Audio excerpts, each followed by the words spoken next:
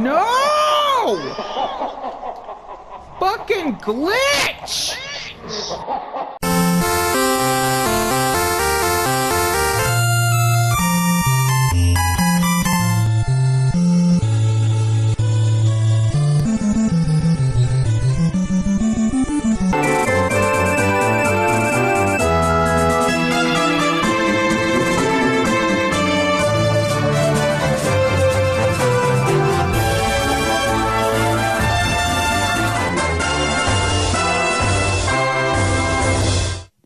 Welcome to another episode of the Puff Puff Hour. I am your host, Caleb Craig. And I'm your host, Dylan Rominger. And I'm nobody, but my name is Jacob Wright. That's right, you're nobody. All right, and we are going to bow review... to King Hog. If you fucking better. We're going to review Dragon Quest III today. Yes. Are you sure? What's the title for Dragon Quest III? The super titles that they always give the games. The Seeds of Salvation. I got some seed for your salvation there, baby. Ooh, deep. It's about a couple million midichlorians for you there to swallow. Yeah? Yes. Well, that matches like seed. The amount of metals to find in this game, so... There are a lot. It's only like 100. I don't know what kind of seed count you got going on with yourself there, but 100's pretty low. Yeah. Yeah, it is. Have you guys been playing any Dragon Quest games? Nope. No? No. Neither have I, honestly. Because it's a good thing, considering what we're going to be playing next. Stay tuned for that at the end of the review. I couldn't start 4. So it's a good thing I didn't actually start 4. Weeks ago. Because I would have been fucked. I was thinking about it, but then I was like, no, we should review 3 first before I forget everything. And I already have. So that's great. But the best. And yeah, and then Builders we got. So they already know. We talked about it in like the last episode. Yeah, we did tell them already. I don't know, we got months between these episodes at times. Well, we re-recorded too, and that wasn't that long ago. That was like 2 weeks ago. Yeah. Months. I know, it's taken months to set this thing up. It's true. Yeah, it's very true. All right, before we get into our much awesome review here. Our review, yes, let's answer some questions. So the first question is from Irat. He says, which do you prefer, Lodo or Erdrick? Me, I have to say Lodo. It is a cooler name, and it is what I always call the hero in the game. Rather, other than 11, I named him Azazel. It just looked cool in Japanese. Lol. Anybody else ask anything on the forum? That's just the first question. Abrak responded to it saying that he prefers Erdrick as a real medieval fantasy hero vibe to it. Okay. I have to double up on Abrak here. Erdrick sounds way much more cooler. So I'm on the Team Erdrick here. Team Erdrick. Team Erdrick. What about you, Dylan? Well, based on the games that I've played, I like Lodo. It's hard for me because I like both equally. Equally? Like, okay. Yeah, dude, How equally. So? How so? Because Lodo is just like it's a random cool name for like just a random hero, you know? But like Erdrick has like some power behind it. It does feel more medieval and fantasy, but like Lodo is just, I don't know. It matches the character, I guess. You know what I mean? I don't know, honestly, because I don't think there's enough there in its lore and his backstory of the entire thing to indicate. But it's like it's a Lodo or Erdrick, one more than the other. It's simple, and that's like that's the way that Dragon Quest usually goes. Simple simplicity. As in 4 letters, because we can't name a character beyond 5 letters here in an RPG. At least the beginning ones. Well, and then the beginning one was also based on like the name for its leveling stuff. Right. So he's Lodo, not even Lodo is Lodo or Erdrick. Yeah. His name is it would have been Lodo unanimous because you could do like 4. It's based off the first 4 letters of the name. Right. Yeah. Right. I remember that. So I'm just saying Lodo that. being like the 4 letters, it makes sense. Where in the hell are you pulling this from? Really? Yeah. Well, but how does Lodo mean any more so than the name Paul? Just based off one stat growth? I'm saying there's nothing there in the lore to say Lodo more than Erdrick, period. I personally am fond of Erdrick, but there's nothing there's nothing to prove the point either way. in the first games. Yeah, there's nothing in the lore, but it's just like, I don't know, it's the way it sounds. Right. So it completely comes down to personal preference, and there's no way to indicate one more than the other. It's true. I don't know. I like both, so I guess we're an even split here. Well, yeah, you like Erdrick, he likes Lodo. Right. Thank you for asking that question. Do we have another one? We do have another one. The next one is playtime from Robert Lennon. What are your playtimes in Dragon Quest 1 and Dragon Quest 2? And I guess Dragon Quest 3 now, since we're reviewing that. Am I starting off? Yeah, go for it. Dragon Quest 1 took me about 10 hours. Now, roughly, because me and Craig did the mobile versions, and from as far as I could tell, I cannot actually check the save data for how much time was spent. So I can only speculate. Guess it. Yeah, speculate it. Same here. Like for the first game, I think it was maybe 8-9 hours for me. I think.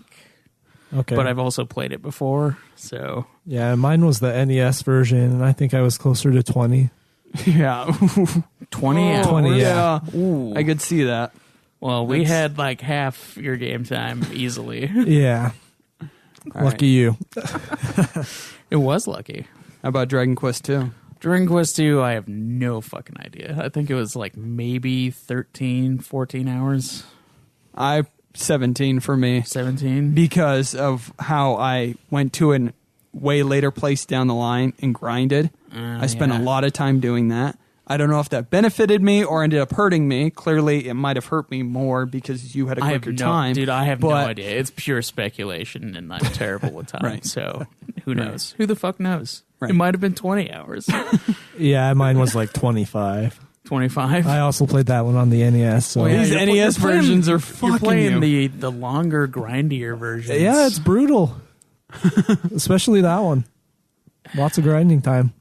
It is definitely worth it to play the newer versions. Yeah, for those ones, I would say. Well, not necessarily. We'll get into that here for 3. I beg to differ on one slight shortcoming, but all right. Well, okay. So, what was your time for 3?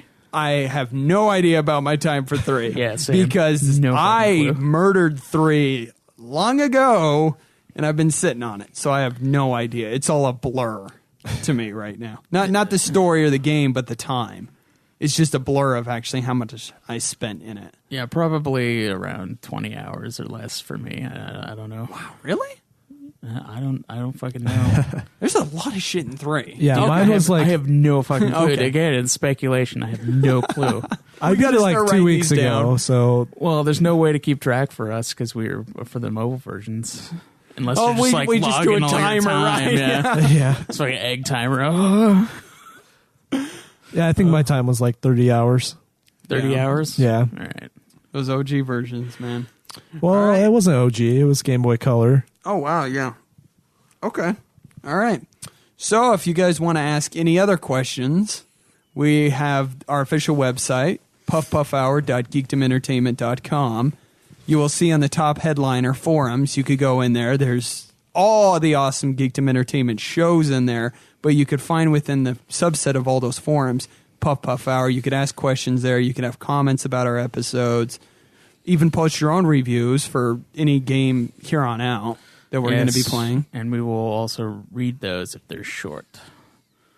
Yeah. We don't want super long ones. Or we could read the advertisements that have been showing up on the website to go watch Cleveland Brown games, and I don't know what's going up with those. Are you serious? Yes. Why? I have no idea what's going on with the filter right now for the website. It's spam. It gets through. Yeah, it's not us. It's on the admin of the entire Geekdom website. Yeah, so go watch the Cleveland Browns. Yeah, Joe never gets on there, so we have to constantly tell them when they're spam.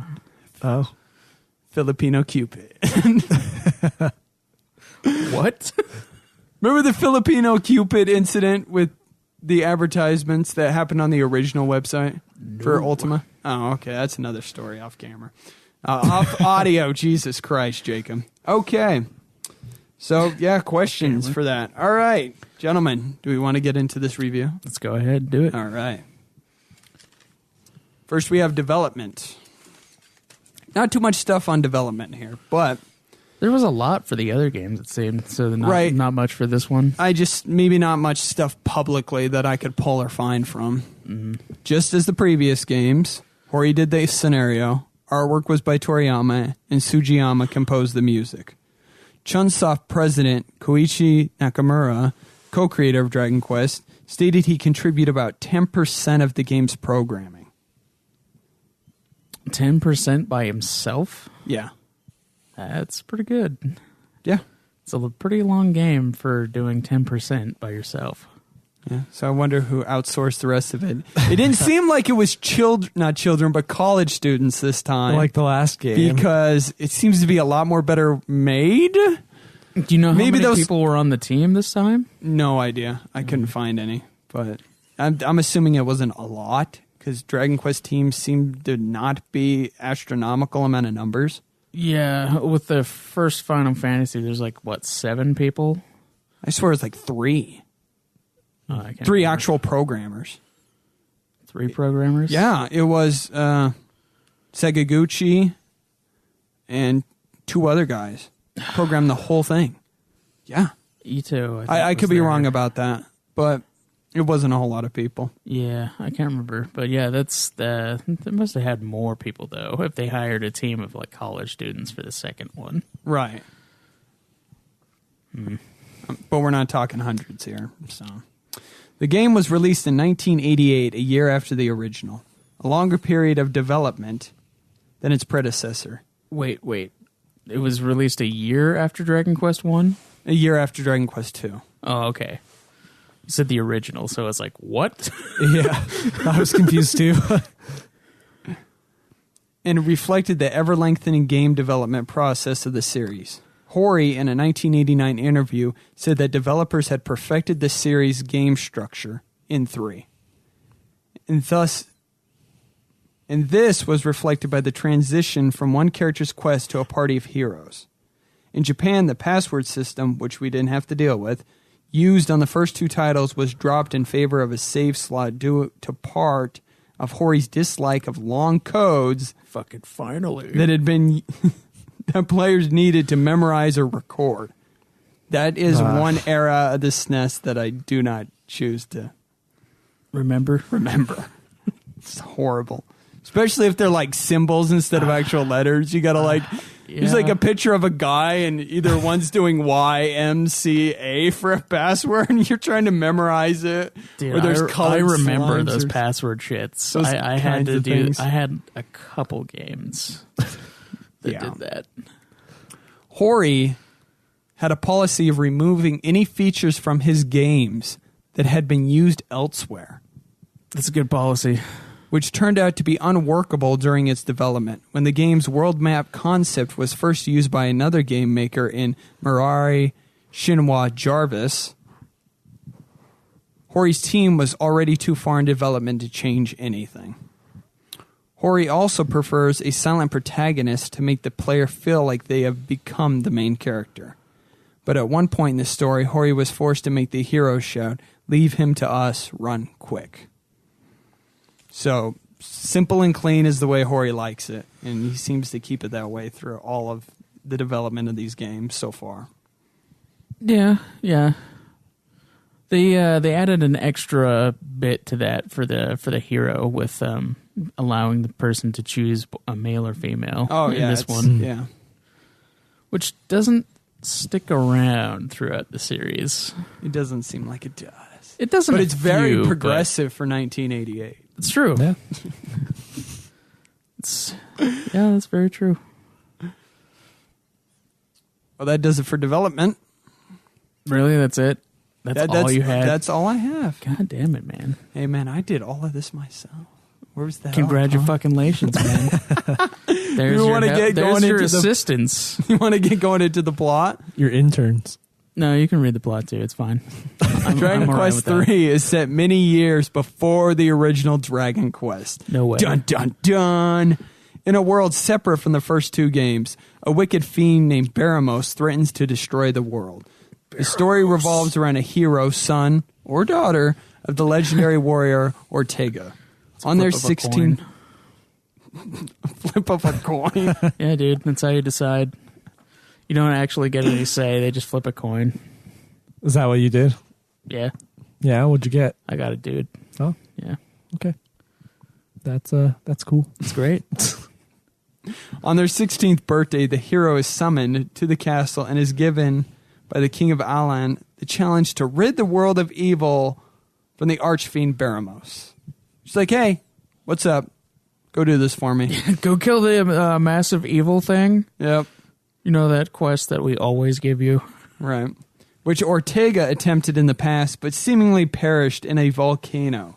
The hero is then able to recruit up to 3 traveling companions to help fight Baramos. Okay. Yeah, because he's not the only hero in this world. It's Right. like fucking crazy. Okay.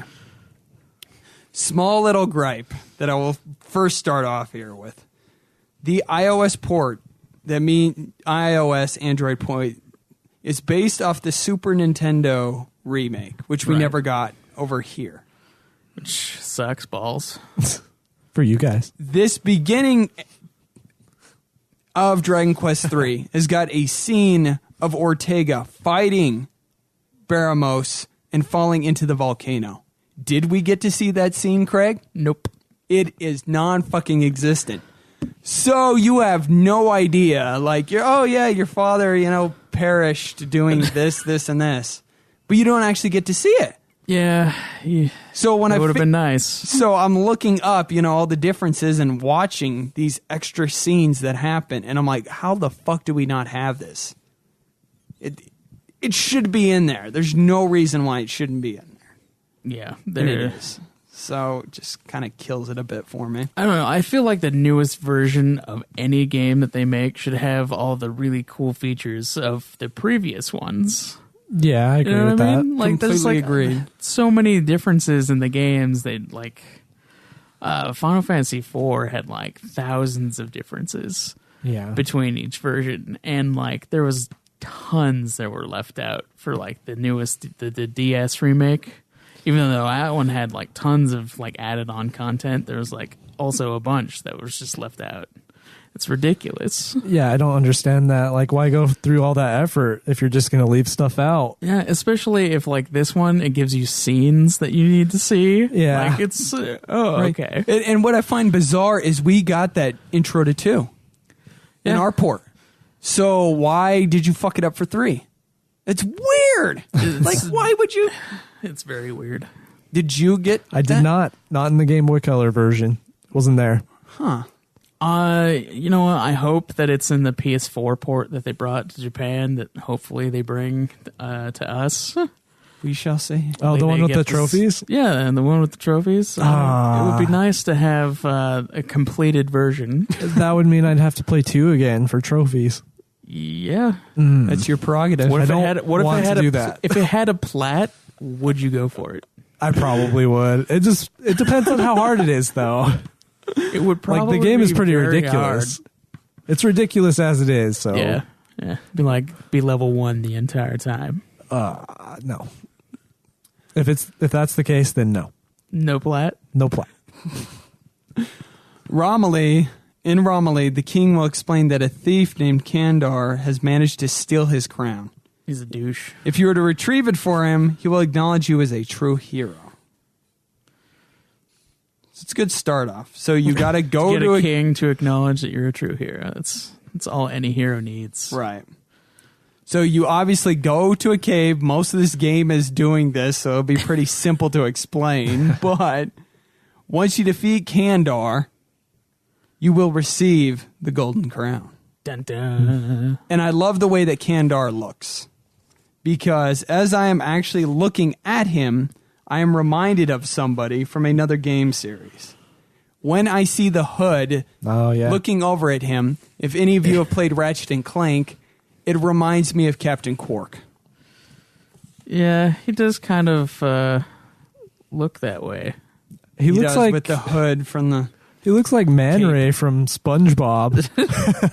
Man Ray. Oh, the superheroes that SpongeBob idolizes. Yeah. Well, he's a villain, but Yeah, the one villain, but yeah. Yeah. I love how he has nipples too. Good old Kandar. that's important. Kandar nipples. Yeah. When you go back and visit the king, he will at first seem overjoyed with your success, that he will make an unusual proposition and offer you the chance to rule Romilly in his place. Of course you say yes, because why the fuck would you not want to be king? Exactly. Your thoughts, Dylan? I just thought it was like a vacation. The guy just wanted a vacation. Just wanted a vacation. Just wanted a vacation. Being king is hard, so why not take a small break from that? The only thing that was in my mind when this scene was playing out and I got to roam around as the king with the crown was... Really? Yes? I'm like, oh God, yes. Now it turns into like a sim where you rule the peoples. Oh, that'd be an awesome twist. Yeah, I was just like, okay, I'm king. What do I do now? Just walk around. And then you have to find him in the gambling, right? He's gambling on the fights. Yep. Like, wow, what a kingly thing for you to be doing. Well, he's not I would king. be doing that. That's why he can do that. Yeah. Well, I would be doing that regardless. So, I mean, that's what my kingly duties were, was to gamble on fights. Yeah, he was above it when he was king, but now that he's not, why not gamble? He's slumming it up with the peasants. Yeah. He loves the peasants. Okay, the next place you go to, the town is completely asleep. And then if you go to an elf village to the side, you figure out that its populace despises humans because their princess ran off with one. So the queen there put a spell on the entire town. So that they would sleep. Right. Yeah. Because, oh, I hate you. Boom. Okay. Yeah. So in order to convince her to break the spell from the people, because you're such a lucky-go-happy hero that you're just going to keep doing shit for people this entire game. Like, oh, I'm the hero. I got to, do everything for everybody without second-guessing anything. You got to find the dream ruby. Yeah, and the queen, for some reason, doesn't just, make you fall asleep, too, even though you're human. I know, right? You could just... Yeah, that seems like a plot hole there. Yeah, she just doesn't feel the need. She only hates the people in that village. Yeah, it's kind of cool, though. Later on, you get a staff that you can change your form, and she still knows that you're human. Yeah. Even if you disguise yourself. They have a sixth sense for that. Yeah, just the queen, though. Nobody else does. None of the other elves. None of the other elves know. Yep, they're fooled. And you can buy some pretty cool stuff with that trick, so it's a good one. It is cool. But the queen is too smart. She catches on. Yeah. So it's in a lake cave. So you got to go into the cave. And at the bottom, you actually figured out what happened of that lake cave. Yeah. Sad.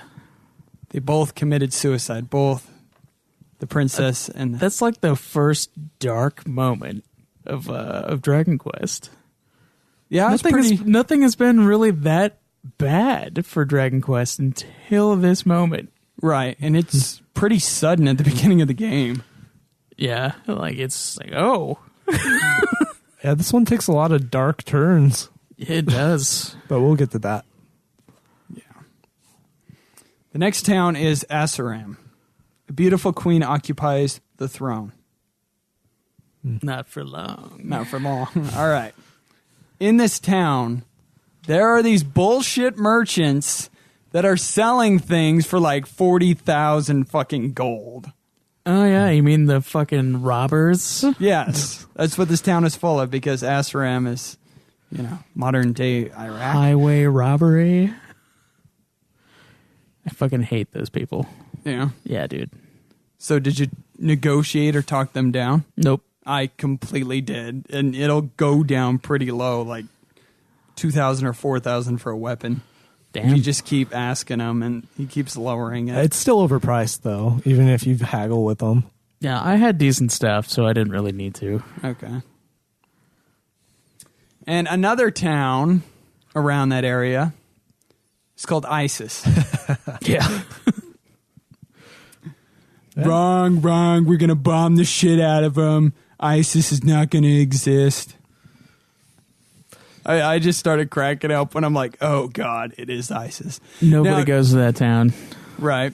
Yeah, it doesn't make me think of terrorists. No, it doesn't. It makes me think of Archer. There is that. Yeah.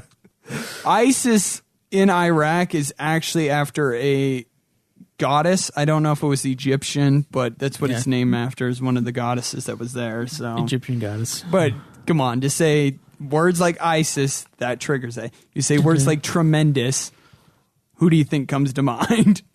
Joe. Or Trump. So Well, Joe because of his Trump. Yeah, his horrible voice, Trump. Yep. All right. Next place is Portugal. When you speak to the king there, he will indicate that he wishes for you to explore the lands to the east, and that if you return with black pepper, he will declare you a hero and grant you a ship. That guy needs his pepper. No, he needs his spice. He needs the spice, man. Spice of life. Spice it up. Oh, here's a little bit of paprika. It's not what I fucking asked for. I asked for black pepper. Oh, God. So he will then give you the royal scroll and tell you to show it to Nord the dwarf, who will lead you into Barada. Now, I got lost here, which happens quite a few times. Yeah, I got a little lost. Guide. So eventually, somehow, you'll find him, the dwarf, and get you in there. Barada has travelers come to purchase pepper, but the pepper shop has been closed, and you learn that the daughter of the spice shop owner, Tanya, has been kidnapped. Of course she has. Of course. Black pepper is such a commodity that everyone wants. They're using her as slave trade in order to... Yeah. We need the fucking pepper. A young man named Galen will attempt to rescue her and run off on his own. Dumbass. Yeah, dumbass. When you arrive in the cave, you become imprisoned to find Galen and Tanya. Great job. You really saved her. You find Kandar again. Seems to be reoccurring here and showing up everywhere trying to thwart your plans. He's like the Ultros. Yeah. God fucking Ultros, dude. Yes, this is what I wanted. You wanted me to get mad? Yeah, I wanted you to go off on Ultros. If we were reviewing 6, then yeah, but we're not. Ah, that's too bad. And after you defeat him, you head back to Barada, and then I don't say you're particularly stuck, but I got stuck. Because you just don't specifically go to the king to continue on. You actually have to go to the townspeople and realize that the spice owner is actually back in there, and he'll give you the black pepper. Yeah. I'm like, fuck. Oops. My bad. Yep. Dharma does not have much. Can we all agree upon that? Yeah. There's like nothing there. There's only a sage there that can change your party members into different classes. Which is cool. Yes. Did any of you guys use that? Yes. I tried it, and then I was like, no. I just skipped it. I didn't think it was worth it. Not at the time. I did later on when I figured out how to... Yeah, it resets your levels, and it cuts your current stats in half, so I didn't think it was worth it at that point. You keep the spells that you've learned. Yeah. So you could basically just everybody go over to that one class real quick, learn what you need to for basically like heal and blaze type stuff, and then move them all over to warrior. You can have all attacking party members that know how to cure each other. Yeah, that's cool. There's a lot of depth actually. Yeah, there's a lot of cool features with that, but I just didn't do it. Yeah, the grinding deterred me from it. So I got 2 weeks, so I was like, yeah. I did want to try it out though, so maybe if I do another run through. Yeah. So he tells you that you have to become a sage. and you have to find the Book of Zen in order to do it. You have to be a sage now. Yeah. So you go do that at the Tower of Guarana. And basically... Yeah. You must grow a beard as long as mine. Yeah. That was funnier. You should have laughed at that more. The was the funny part. No, fuck you. Sorry, Caleb. My joke was funny. Oh, where's the drop for it? What? No? Where's the drop for it? Come on. I don't have one. I don't have no drop. I don't have no hookup. Well, you better get one. I know. Okay, obscure Age of Empires reference there, people. Okay.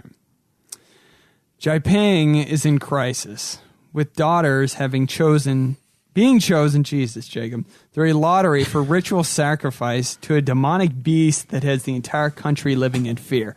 Now, I don't know if this is a plot to a game or a plot to a hentai. It sounds like Dragon Ball, like when they first made Oolong. Yeah? Do you remember that? No. Neither of you watched Dragon Ball? No, I have no history with Dragon Ball. I've watched it, but I don't remember that. When they first meet Oolong, he eats the pig that changes shape. He he turns into a demon and tells all the villagers that their prettiest daughters need to be his wives. Yeah, I know what you're talking about. He takes them back to the castle with him. Sounds like any medieval movie I've ever watched. Yeah, and then they're all his girlfriends, and he gets angry at them because they're all spoiled brats now because he treats them too well. That's bizarre. I might actually watch that, considering how bizarre that is. Yeah, and then Goku has to go defeat him. It sounds an awful lot like that. Of course, I think it's before that. Yeah, it is, I would say. Yeah. So they probably took that for the plot of Dragon Ball. The citizens revere their leader, Himiko, even though she seems unable or unwilling to do anything about the problem, as in most town leaders. Yeah. When you learn that there is a demonic beast called Orochi that has been terrorizing the land, demanding the town use them as sacrifices, you go to the cave. When you defeat it the first time, it escapes through a gate. When you follow Orochi through the gate, you'll find yourself in Himoko's chambers. Ooh. Oh, yes, her hidden, deep, warm chambers. This is the hentai part. Yeah, this Himoko. is the hentai part. We wanted to discuss how Orochi looks like, because I think Orochi looks absolutely badass. The multi-headed dragon. Yeah, it's like a Hydra. It's cool. Yeah, it's fucking sweet. Yeah. It's like 6 green dragons. I know. And that's one of my favorite designs for enemies, so yeah, I like it. Yeah, the dragons in each one of these games have been phenomenal and on point. It's the other creatures that I sometimes have problems with. Yeah, except 2 didn't have any. Yeah, 2 didn't have any creatures. No, they didn't have any new creatures. They didn't have any dragons. They had a handful of new creatures. There were no dragons. Yeah, and there were no dragons. Yeah, that bugged me. Dragon Quest without dragons. Yeah. Made no sense. It doesn't make sense. That game doesn't make sense. The Dragon Lord's grandson is fucking in there, and just no dragons. Okay, maybe that counts then. No, that does not count. That's a half-breed. You don't even fight him. That's true. But he's there. Well, yeah, he's there. And I guess that's enough, so. Maybe that's why they put him in there, because they're like, there's no dragons in this. Yeah. That actually makes a lot of sense. It does. That's the sad thing. Craig is starting to make sense for once. What is going on? Fuck you. Omoko appears to be severely injured, and one of the tenants is trying to tend to her wounds. She will promise not to eliminate you if you keep the secret. The secret. Keep it secret. Keep it The secret isn't so secret. You can agree and nothing will happen. Did anybody try doing that? No. Nope. No. Okay. If you don't promise to keep the secret, she will transform back into Orochi and challenge you one more time. Fuck this second battle. Yeah, that was a tough fight. It is. It was not fun. And if I recall correctly, I've seen contradictory evidence, because maybe it could be our version or yours. Some people have claimed that you could actually go outside of the town and heal. I don't think me and Craig could. I swear I tried to leave and it wouldn't let me. Yeah, I couldn't go back. I didn't try. Okay, so it's a double fight, basically. And Yeah. whatever HP you had before, you got to go in for round 2. And I remember having to cheese this one, but I don't remember exactly what I did. But it was tough. yeah, It was a tough one. basically a pretty early mini-boss to Yeah. start you off in the game. I Mini remember- boss, he was a fucking boss. I remember the feel of Like the a game was boss. different after this boss fight, though. I feel like it became a lot more open. Yes, Yeah, it's because- kind of like the green dragon moment in the first game, where like after you kill the green dragon, then you have like way more areas to explore. Yeah, I can see that parallel. Yeah. Yeah. And it makes sense why it opens up, because after the battle, you receive the first orb, the purple orb. Mm-hmm. Sue allows for you, this is pretty open-ended, so I'm going island by island, but you could technically visit any of these at any time. Yeah. That's kind of cool for its structure, but if you're trying to make sure you do everything properly and not forget, it could sometimes get a little disorienting. You have to do it linear, otherwise you're like, where the fuck am I going? Yeah. Sue allows you to leave somebody in order to build a new town. Yay. Now, I didn't come Fredonia. across this till later on. Yeah, me either. I missed And it initially. I missed it too. Come to find out, later on you have to specifically do it in order to trace down the orbs. Yeah, that And- I didn't like. Like, it wasn't, it like forced a mechanic on you that should be optional, I feel. Yeah, it didn't seem like you needed to do it, and then forcing you to do it was just kind of a... Yeah, Eh. it was crucial. You had to get the orb from the merchant that you leave there. Yeah. Yeah. It was annoying, and you couldn't return. Well, the town itself wouldn't expand until after you completed certain events in the game, so you'd have to keep coming back. Yeah. I didn't like that aspect Yeah. at all. Me either. I like that you could build a town and then you made it, but like, Yeah, it's just like forcing you to like go back to it multiple times to just like for story reasons was kind of I don't know. Yeah. But it is impressive for the time that the Yeah. game came out. So Oh, yeah, town building. Yeah. yeah, Definitely. In Tedenki, sorry if I pronounced that wrong, during the Probably day it seems a bit peculiar because everybody seems to be undead or no longer living, like their souls are just wandering from the far plane. Yeah. from the far Yeah. plane. I gotta throw in 10 God, did you get references to that? Damn it. I hate it. I hate it so much. But if you keep looking around, it seems like a prisoner scrawled.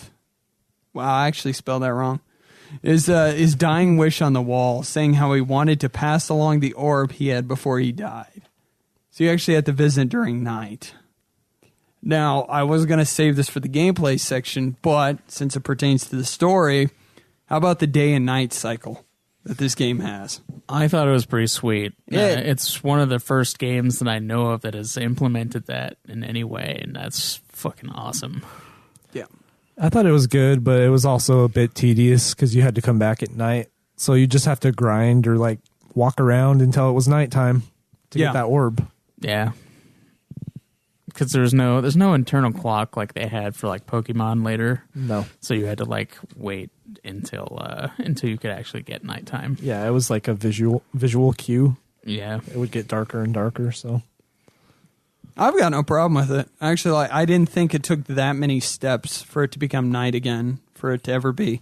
Just go out, move like 15 squares, be fine, go back in. But maybe it could be dealing with different random encounter rates. Yeah. That would make it annoying. Yeah, I think for the time and the way that they did it without having the like actual internal clock was pretty fucking sweet. Yeah.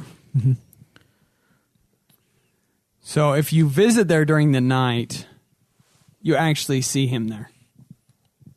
And he just gives you the orb. Yay, easy quest. Thank God for that. So It's the best one. Yeah, I know, right? He gives you the green orb. yeah, it is the best one then. Yep. Best color. Yeah. So Best in every way. in order to get the red orb, you have to go to the Pirate's Den. Now, I don't remember anything about the Pirate's Den. Neither do I. I remember the captain was a girl. Yeah. That was cool. They copied that in 5. Yeah. In Final Fantasy 5. Yeah. Yeah, I never played that. Yeah. I never played that one, so Yeah. I don't know. Spoiler. For what? Ferris is a pirate. You don't know that she's a girl when you first play 5. Okay, So what is it's that? The like- first hour in? Yeah, It's anyway. probably first hour, first 2. I don't know. So okay, Still a yeah. spoiler. So minute. So yeah, we don't remember jack shit about the Pirate's Den because it's not memorable. Nobody cares. It wasn't. Yeah, there was nothing major that really happened there. You're just either, there for the red orb and then you leave. pretty much. Okay. So Well, they were there at night only, right? For the pirates. They only showed up at night. yes, Yeah. I believe so. So that was another aspect, I guess, of the day-night cycle. Well, yeah, there's like quite a few events that you can only do when or whether it's day or night. Yeah. But that one wasn't that memorable. Yep. I agree with you guys. So next, you had to find a shrine, specifically with the keys. And so I can't recall trying to find that final key. Where was that final key from? I don't remember either. Man, you beat it like way after us. I did too, and that was like the part that I was working on right after the orbs. Yeah. Was this like the key to get to the place where you place the orbs? Yeah, to go into the shrine. Okay. Yeah, I don't remember. Probably a cave. Really? It was like 80% of this game is cave. I'd say it's 50-50. 50 is towns, 50% is caves. Seems a pretty even balance. Well, the if it water is isn't- pretty vast in those games. Yeah, that's So true. there's a lot of water to explore and navigate. Yeah, that's for sure. Okay. But when you do get to the shrine, the lead character will separate from the party and follow the man into a tunnel. This will deposit you to a sandy region known simply as the navel of the earth. Ooh. Now, for being separated in your party, I didn't have any problems with this area.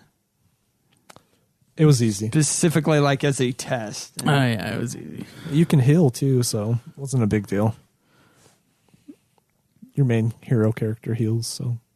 So I don't even remember there being much of a purpose other than it being some minute test. I think there was an orb there, but I don't remember. Okay. I think it was the yellow orb. Yeah. Wow, It was this is the- terrible. We don't remember anything. The small aspect of the orbs that have no greater purpose to the It's true. story. We're going really in detail for this. I just remember there were like enemies on the wall that when you'd walk by, it would trigger a fight. I didn't think we actually saw the enemies on the walls. For us, we just got the random encounter. Yeah, I didn't see the enemies, but like the queue was the wall, like certain parts of the wall. Oh, yeah, in order to go through it? Yeah. Yeah. Yeah, I remember that. So the next place is Samano. You will bear witness to an unfortunate event. A funeral will be taking place. You will learn that the man was put to death for bad-mouthing the king. King deserved it. It's Cersei. Shame. Shame. Shame. When you speak with the king, he declares you to be scoundrels and has your party locked up in prison. Yeah, he's a douche. Yeah. You're a fellow king. Like, he can't do that. It's like diplomatic problems. But with you were that. like a king for like 5-10 minutes. That Doesn't matter. That gives you diplomatic immunity. Yeah. They were rivalries, rivaling countries. I'm still going to go to war, man. They kidnapped the king for 5 minutes. I mean, Yeah, that's true. you know, he made him king for like 5 minutes, and you could have just made yourself king for all of eternity.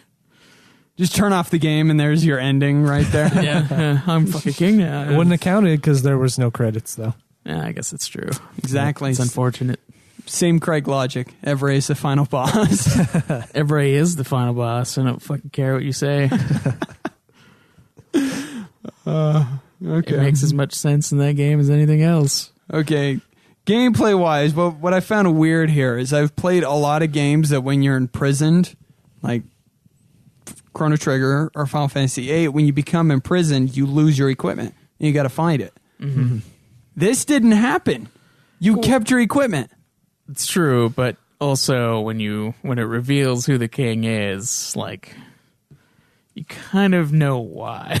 I think an aspect of that too is that the guards didn't like the king, so they kind of help you. Yeah, because they got the king trapped in the cell with you, so... Yeah, they oppose the king, but they can't do it openly. Right. They feel like there's something wrong with him. You guys make a great point. I don't think it's in the game, though. I don't think it shows it enough to not give you the equipment. But then again, we didn't get the scene at the beginning with your dad. Well, you can talk to the guards as you're escaping. It makes the impact how? How does that have anything to do with them? I'm just saying that we didn't get that, so we're not getting things that we probably should have. Well, you just walk out of the cell. That's true. We're getting a summarized version like Final Fantasy 15, right? We're getting the nit pieces that are remaining. We forgot this cutscene. Well, it's not forgotten. You just go talk to the guards. Well, yeah, you could, and do they it tell that you, right? Like we're just not going to take your shit because too much hassle, too much paperwork. Yeah. So, like Dylan said, you find the king in the cell, in a bed next to you, basically. Yeah. I don't know what's going on in the prison cells, but he claims to be the rightful king. And that the person who took his place used the Staff of Change. You need to go to... where? Okay, I'm going to give you guys option A, cave, option B, cave, option C, all of the above. All of the above. So it's 2 caves? 2 caves. 2 caves. But I'm going to say you have to go through a field to get to a cave. Option B. More depth? I accept that answer. You are correct. Option D. And you obtain the Mirror of Ra in there. I don't recall if there is a specific name to this cave, but it's cave number 8. Just like Mambo number 5, it's cave number 8. 1, 2, 3, 4, 5. You're naming all the caves. Gotta give the caves names then. God. So are the caves like the dungeons in Zelda? I can see that being used as a... there's and each of them has the specific item there. Yeah. That's what it sounds like to me. That's kind of what it's been for a while, with like 2 doing that. Yeah. So when you use the Mirror of Ra, when standing with the king, he will transform into Boss Troll. Boss Troll. The guy's a douche. Yeah. He's a troll. Yeah. Always trolling me. Yeah, he's an actual troll. Like killing me and stuff. You gotta pay the toll troll if you want in this boy's hole. Did you pay the toll? Oh, no. You don't know? I don't know. I didn't. He killed me twice. I beat him wheeling the a first fucking try. club. Just Yeah. He was tough. He was tough, but I beat him. It was good. Yeah.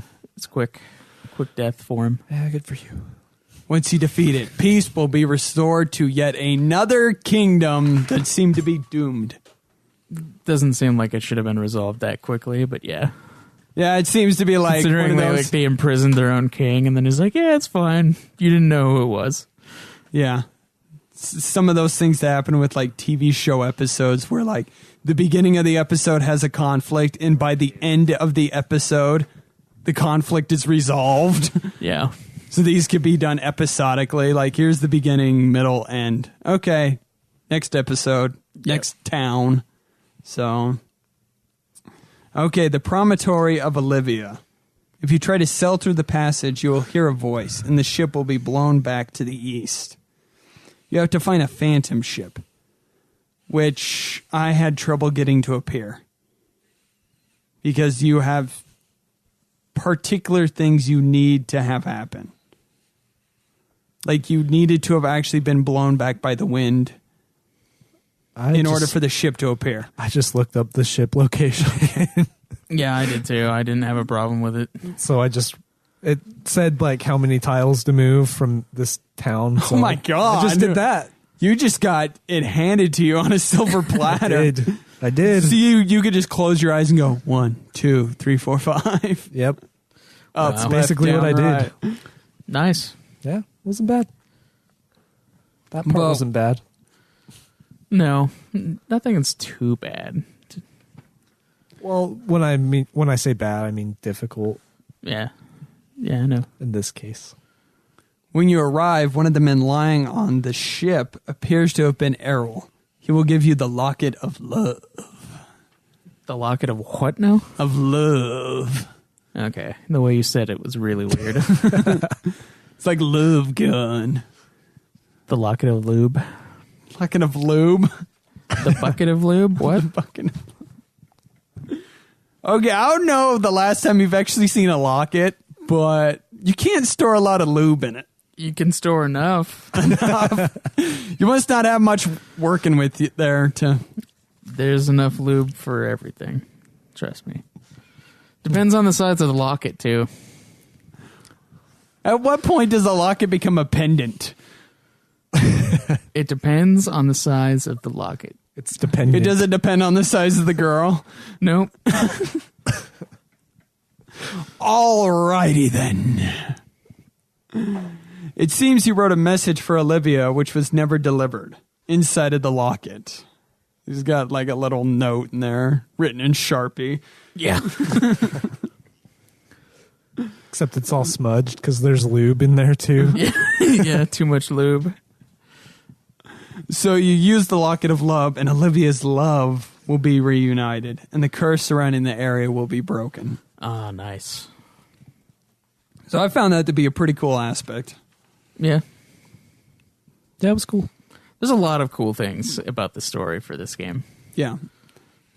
Because it seems its focus is actually on taking care of each of the kingdoms without much of a overarching plot too much. 'Cause it seems, like I said, to be somewhat episodic. Well, yeah, it's per like kingdom. it's like the first game all over again, where your plot is to go save the princess, and then you go fight the king afterward, or the dragon lord afterwards. Yeah, you're there to take care of the dragon lord, you're not saving a princess. No, Well, the there's- first mission you're given is to save There's the princess. multiple princesses in this one. It's true. There's multiple princesses. Your in this princess is not in another castle. She's in every fucking castle. one. Every castle there has ever been. Because they're all ditzes. Do you think if you play as the chick, they're princes? I know that there's a few gameplay tweaks, but I don't think it actually switches them to princes. I heard that, stats grow differently and you get different dialogue, like it'll say You're she probably instead of better with he. magic. Well, if they're willing to cut out important cutscenes, then I don't think they would do that effort-wise. Yeah, I guess it's true. It would be an interesting change, though. Yeah, I think so too. It'd be cool. The female version. Yeah, dude. I mean, like, every single princess wants the main hero in every game. It just makes sense. Wanteth thy D. Wanteth thy D. You fall along to an area which seems like there is nowhere to go. I mean, I'm seeing this little moat of water surrounding the town, I believe. And there's nowhere to go. You visit the town. There's nothing to do in there. And It's a shit town. It's a shit town. So it seems like the areas are all blocked off. It's not even a drive-in. Except for a cave which you can't enter, strangely enough. But it turns out that cave is actually a volcano. Yeah. So what you have to figure out is you got to put the sword of Gaia in there. Gotta put that sword in that volcano. I know. You gotta Just put like the a thing toothpick in down the a slot. a hallway. Hot dog down a hallway, toothpick in a volcano. Yeah, it's pretty phallic. I got dicks on the brain, Dylan. I don't. And then this is a perfect analogy for that. Yeah, After exactly. it throws its sword into the volcano, it causes a volcanic eruption. Oh, And it just splooges hot lava all over the land. This is turning into super sexy. Yes. Because the lava will flow down to the left and cool I don't in the know, water. but this is the greatest like sex story I've ever heard. Forming a land bridge Oh man. that you could now cross to reach the interior. Whoa. Like a new interior? Wait a minute. We have a new opening, gentlemen. We should explore and probe it.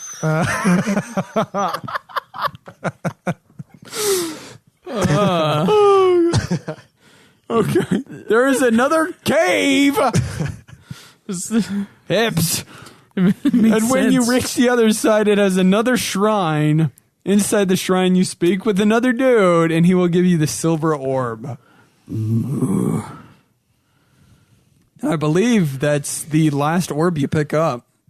Yep. That sounds right. Or, in my case, the second to last, as I'm searching around everywhere trying to figure out where the last one is, and I find out that you have to go to Sioux and build the fucking town. Yeah, that was my second to last one. I built the town. Yeah, it was annoying to have to go back and do that. So you go to another castle, and you're greeted by two horses. Whores? Horses. Makes no difference. They will identify the castle as belonging to the Dragon Queen. Something involving dragons. She says that if you are willing to fight the devil... Is she the mother of the Dragon Lord? Oh, are you asking if she's Queen of the Dragons? Well, she's Queen of the Dragons. Is like she the mother of the Dragon Lord? That's what I thought you were getting at. I have no idea, but I think it's explicitly, indicated.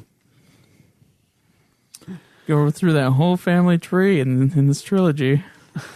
And you only really interact with one of them. Yeah. Intimately. Intimately? The Dragon Lord is of your lineage too. That's why Yeah. only you can defeat him. Yeah. Oh, that's a good point. So apparently she's been clinging and holding on to life because some of her guards say that she's going to be dying soon. And so it seems like, oh, save me, Obi-Wan. You're my last hope. Ugh, here you go. Did we Defeat talk the about devil. how we get to that place, though? Because it's enclosed. The Dragon Queen's castle? I don't recall. Or am I skipping Enlighten us. ahead? So after you get the orbs, like the only way to get there is to fly? Oh, no, that's Baramos' castle. Oh, okay. Wait, are you Yeah. sure? I'm pretty sure. Okay. Because I thought I don't remember. it was connected to a different part of the I remember flying, but I don't But remember. if it's blocked off, how can we get to the sphere of light in order to... Anyway, I don't know. It's open-ended, so you could have done that before, and I could have done that later. But in her passing, she will give you the sphere of light so that you will go to the shrine. And I think the sphere of light will help actually open up that shrine. So when you go to the shrine, you will find two young maidens who will stand maidens. guard over a precious egg. Around the egg are 6 altars. This obviously will be where you put the 6 orbs. And they claim that once you put all 6 orbs on to the altar, the legendary phoenix Ramia will hatch from the egg. You do so, and Ramia will hatch. Yeah. And Ramia is fucking epic. Yeah. Yeah, he is. Now, it could be my version. Is Ramia to you fully controllable? Or is it that... You can steer the direction he goes. But he's still going. It's like auto, yeah. Yeah. He's always going. So it's a Always little flying. bit different than most traditional RPGs with airships. Yeah, that's basically what it is. So I kind of like it, but I kind of don't. Because if you're trying to land, it could be a goddamn pain in the ass. You think? Yeah, it is. So obviously, you get told to go to Baramos' castle because that's the only way you could reach it. He's just in this peninsula island all by himself. Yeah, I would be. Oh yeah, if you were If you were like the devil incarnate and you wanted to live alone, you'd get yourself a floating island and, yeah. I completely agree. Nice castle. But not the volcano. Yeah, maybe The volcano's tempting, I would think. the volcano. If you could live in that heat, then yeah. But like I'm yeah, he's the damn devil. I personally prefer it to be a little chilly. So He's maybe, the metal maybe devil. he's the same way. Maybe he doesn't like hell. Maybe that's the way he's not there. He's the robot devil. Yeah, he's the robot devil. So you go through his fortress of fortitude. There we go. And upon defeating him, you return to Alahan. And here we go. This is the ending, right? Drum roll. Yes, awesome. Fucking finally. Yep. So everybody's sitting there congratulating you. It has the traditional Dragon Quest ending things. Shit's gone, flowers everywhere, everyone's celebrating. You bang a princess. You can't even you can't get in the random battles, I believe. Because that's the trope. At the end, you do that, so you are under the impression that it is the end of the game. Mm-hmm. So you're sitting there, King's starting to celebrate you, and it gets cut off. Dun, dun, dun. Zoma, Baramos' master, shows up and spoils the party. And he kills people, too. Yeah, he just That was shows up, awesome. Yeah, he hits them with lightning and they die. Yeah, he's a beast. As they're using their trumpets to celebrate super devil. your victory. The super devil. He's gonna make you commit adultery with his marmalade. I'm imagining you with the trumpets, and he's just completely casting thunder on anybody, and he's like, "No, you must play Sympathy for the Devil by the Rolling Stones. Wrong song. You must die." He is the game's true villain, revealing his existence. He attacks and opens up a pit to the Dark World. Or the World of Ruin, however you want to. There's always a world of ruin. Because it's awesome. It's the main bad dude is starting to reach the beginning of the end of their goal. Yeah. I think those are phenomenal parts in games. So, which you then jump into. The Dark World is, in fact, Alifgard. Part 3. Part 3. Yeah.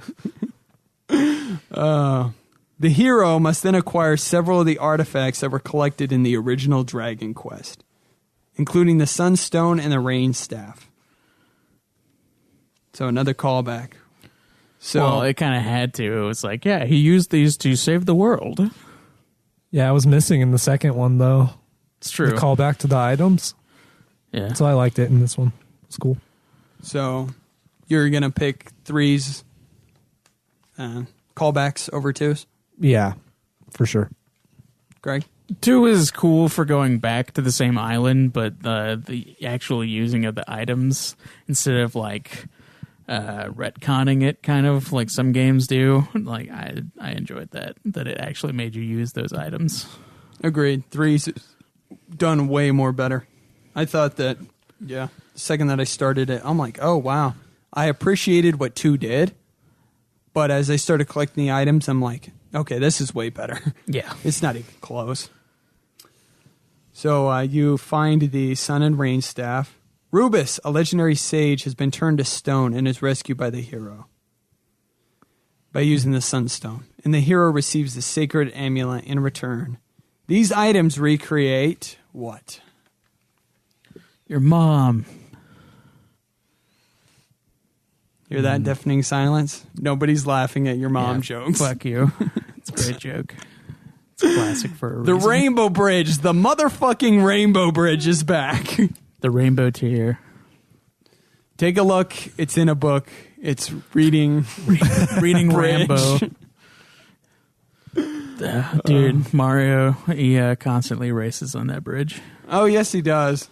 Yeah, it's really And weird. it's nobody's favorite track. No, like nobody likes them like driving along as you're trying to cross this fucking bridge. Which Mario Kart are we talking? Because I like the Rainbow Road.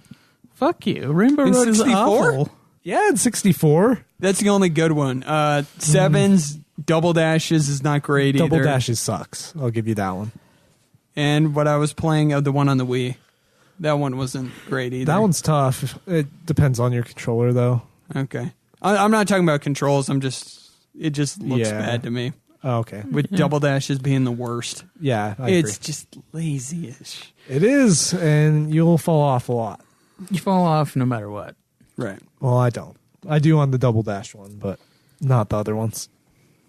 Don't lie to me. So obviously, You faced me before. You know this. This bridge nothing. will lead the hero to Zoma's Jon castle Snow. for the final countdown. I mean, do-do-do-do, do-do-do-do-do. Along the way, the hero will briefly reunite with Ortega, which does not have much impact upon me, nor it should Craig, because we just barely are meeting this motherfucker for the first time. Yeah, you didn't see him. We didn't see him die. Or his epicness, yeah. They Or his hint at alleged it. death, yeah. When you're talking to the Yeah, NPCs. they hint at it, but they don't show Yeah, it to because you, which you- would be way better. Yeah, exactly. I agree. You do pick up his armor pieces from specific townspeople. Okay, yeah. I So remember that. there is that alluding to, but that cutscene needs to be there for it to have any impact. Yeah, I for don't know sure. who this dude really is. I mean, he could be your father. He could be an asshole. He could teach you blitzball. I mean, you just never know. Quit trying to trigger He me. went you there fuck. again. I'm going to find every obscure reference I can do to call back to that. Oh, God. Okay. He briefly reunites with Ortega as he is slain by Zoma's monsters. So in bad stereotypical fashion, you find the one person of importance and you like run up to him and you're like, "No, daddy, no." And then the person always dies in some epic fight. Yep. And he's like blind and deaf. Yeah. He doesn't know you're there. He doesn't recognize who you are, right? Yeah. So we don't know. Was he a good father or was he a bad father to remember what Well, his if kid he looks doesn't like? recognize you, he's probably not. Well, he's blind after the battle, so he can't see you. Yeah, I guess. Hear no evil, see no evil, speak no evil. Still, though. Yeah, he's just like standing there and doesn't know what's going on and can't scream for help. It's just like, Yep. Could you imagine some guy just wandering around like that when there's like monsters around? They're just leaving him alone for like no reason. He's just like trying to find his way. Dude, see, like Can't hear anything. And It's like filling on I've the seen a walls. couple. Yes, I've seen a couple he's like horror touching movies. monsters that are like rock solid, so he thinks it's like a wall or some shit. Oh, I know exactly the reference. It's what's his name? There's shit. I'm having a brain fart here. It's You can do it. hold Come on. Sorry. Keep conversations going. Hold on. We'll do ocean sounds like from that one Final Fantasy game. Oh, what's that guy's name? What is his name? Which one? Titus? Fuck you. fuck the both of you right now. Just God damn it, dude. Are you seriously looking this up? Yeah, because I can't remember his name because FF15 isn't that goddamn good of a game. Oh, it's fucking Ignis. It's when Ignis gets blind. Spoiler alert. Oh, yeah. And his dumbass is like trying to do shit. And I swear I've seen it in a couple of horror movies. And to me, that's the funniest fucking shit ever. Is that this blind guy just searching for shit, and either he's gonna get killed or he's doing something very inappropriate, like to a woman. That's in like every episode of Scooby Doo. Like, Velma uses her glasses. Moments like those can either be really funny or like really sad. It's like it's always one of those two extremes. So which is it in Scooby Doo? It's funny. It's funny? Yeah, it's funny. Okay. I don't think so. Well, because they do it every time. Yeah, so exactly. it loses its, but like the situation is funny. Yeah. There is one benefit that this dumb blind motherfucker does for you. He gives you the Sage Stone. Yeah. And thank God for that thing. Did he give it to you? Because that didn't happen in my version. Yeah, he gave it to me. Because I found it like in a treasure chest. In a chest? Where at? Like right at, it was like right at the end of the game, right before the final bosses. They are in the. It was in the chest though. Huh. So this thing is awesome, I might add, because that's the only way I was able to defeat the end boss. Yeah, it would have been nice to have that earlier in the game. But then it would break it. I know. Because you could heal your whole party each turn by using the ring. It's basically another use a equipment thing to help you out. It didn't fully heal you though, so it wasn't that broken. It healed you enough. Each turn, as you're clinging to the rest of your life against Zoma. It was better than the spells. Right. Well, if you didn't do the spell learning from changing your jobs, then probably. You did the job changing. Did you get any good spells out of that for like healing? I don't recall healing spells. Like, I don't remember it being... I got higher potency, but I didn't get like a god tier heal spell because of it. Yeah, me too. I specifically did one of the classes to get badass, basically black mage spells. Oh, okay. So you go into the next room after this, and you figure out that Baramos has been revived. And now turned into the powerful Baramos Gonus. Gonus? Which is a fucking fight, too. Yeah. It is the mini-boss before the end. Yeah. To just test your might. A lot of these JRPGs have like that trope where you have to fight like multiple forms or have multiple fights like at the very end of the game. Yeah. I don't know why that is. Because it's awesome. Yeah, I mean, it's cool, but it's fights, also... Yeah. I don't know. I like you just want one and done. Well, you don't have that. It depends. Stamina. I like the. It depends on how epic the fight is. Right, like so. If it's Kefka, then you have no problem with it. Well, okay, yeah, his fight was pretty good. 4 fucking points. Yeah, where you're climbing up the tower of his weird ass fucking body. Yeah. Oh yes. Yeah. Yeah. So I happen to love the You're bizarre. I happen to love those multiple tier fights. It just depends. Like it, and I don't mean like it. That's different when it's like one boss and you have to fight that one boss like multiple times during the same fight. Mm-hmm. But when it like just random changes, I don't know. Because like you played Kingdom Hearts too, right? Yes. Okay, so you know how at the end you have like 7 fucking fights with like the same guys. He changes forms like 30 times. Xehanort. Yeah, that's annoying. Mm-hmm. It took down the epicness of it because there were too many changes in form. Well, it's because 2 is a lesser game than 1. Well, they do that in 1 too.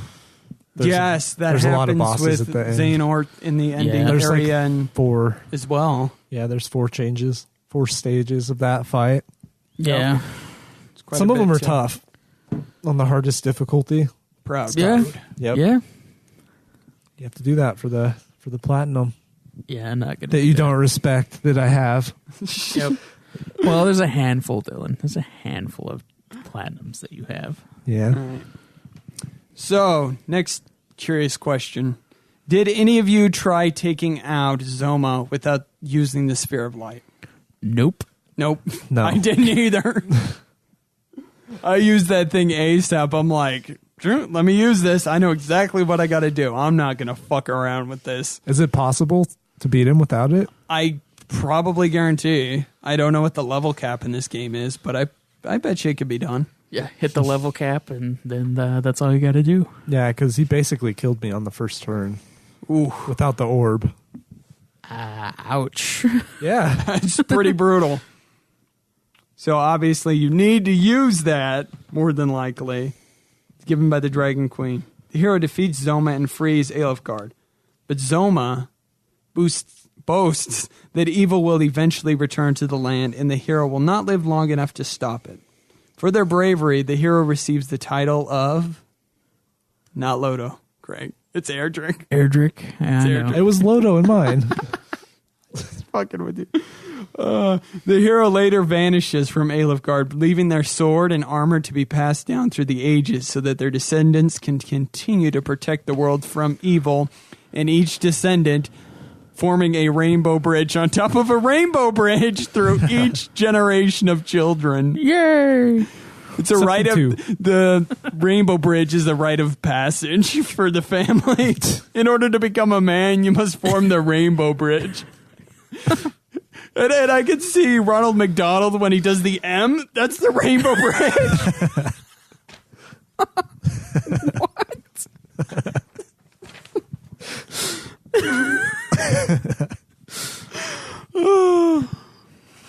Okay, so they must protect the world from evil, apparently, not the rainbow bridge. Although I beg to differ. Then the end credits roll with the final message appearing on the screen, to be continued in Dragon Warrior 1 and 2. End of plot. How do we feel about that big reveal?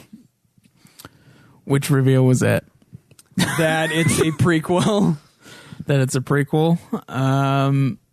Well, we kind of already knew going in, so I don't know. I don't know how that would feel, like randomly finding out that was a prequel. Right. It alludes to it a bit, but yeah, I don't think that big twist comes till right at the end. Yeah. If you played this when it came out. Yeah, I thought it was a good twist, but it was one we already knew about, yeah, so I could see it come in. Doesn't have impact. Yeah. Yeah. I agree the same. So, gameplay. The next section. Dragon Quest III is noted for greatly expanding upon the gameplay of Dragon Quest I and II. It allows the players to freely swap characters in and out of their party and introduce the day-night cycle in which certain items, characters, and quests can only be accessible at specific times of the day. So, initially, for this class system, I had a problem with its impact into the story. When I first started, I see you go into the recruitment center, you see these 3 random fucking people, and I'm like, okay, this isn't as good as 2's. Because I like my characters to have an impact on the story. That's the whole reason why they're in your fucking party, to begin with. So initially, I'm like, no, I'm not feeling this. This is kind of stupid. But as time went on, I understood why it was implemented that way. And the main focus of the story, even though they do help him, the main focus of the story is on Lodo Erdrick. And that it makes sense on them to kind of be these nobodies. Yeah. Because it's telling Lodo's story at the beginning. Mm-hmm. So it took a bit for me to grow into it, but I understood by the end why they chose to do that. And it ended up being better than 2's. Well, honestly, I think it was cool anyway, just because it's like, well, you're the hero, and then you go and get other people who are adventurers as well to like go help you on your quest. Right. That's like something that's pretty kind of awesome for a game like this. Like, right, gameplay wise, you would like to have characters that like belong in the story, but at the same time, the way that this is done is just as good. Initially is what I had the problem with. Yeah. Later on, because it serves itself specifically to the gameplay because of the changing job class system, which seems to me like one of the first ones to ever do it. Mm-hmm. Was this job changing? So it kind of makes sense that all of these things are like little husks that you are born from your seed and just turn into these great warriors. Yeah. So it made sense gameplay wise, and I ended up loving it. Yeah, it would have been awesome if, like, in the first game, you had people from your kingdom, like, come help you out, like, as part of your party. Just, like, random soldiers. Oh, yeah, NPCs for the plot. Yeah, and that's kind of what it seems like for this one, and that's why I feel like it's awesome. I think it does kind of have an impact on the story, though, because you do need the merchant job class later on to get one of the orbs. Oh, yeah, because you need to have a specific merchant to start building the town. Yeah. When I came to that part, I figured out what I needed to do, got a new recruitment that was level 1, switched it to merchant, sent her ass off there, never cared about her ever again. Yeah. Because I'm not taking like a level 20 character and just, oh, here, chill with him while you build a fucking house. No, Yeah. I need you in my party. You ain't going nowhere. Whoa. Pre-rape vibes there. Wow. It's not what I meant it to be, but okay. So you can obviously build a team of diversified heroes. Through Rudy's Tavern in Alahan almost immediately. This team can be made up of all different classes like wizards, pilgrims, thieves, goof-offs, fighters, soldiers, and merchants. Other classes than other versions, which we will get to. In either male or female form. That's cool. Which is pretty sweet that it allows that. Yep. Obviously, the ability to create a party right away was a first for the Dragon Quest series. It was also a stark contrast to all of the other games previously that had an impact on the story. It's a contrast to pretty much every RPG. Like you always get the party like throughout the game and never at the very beginning, except for like a very select few games. Yeah. I like that it encourages the experimentation of the classes. Yes. And some are obviously better than others. Oh, way better. Yeah. But some have their uses as well. Yeah, for sure. Yep. So class changing can be done at the Temple of Dharma, and it can be done whenever a party member reaches the 20th level. It will reset the character's level to 1 and cut all stat values in half. However, the character will retain all spells he or she possessed before the change. Special abilities such as the merchant's ability to appraise or a thief's ability to snag items are lost.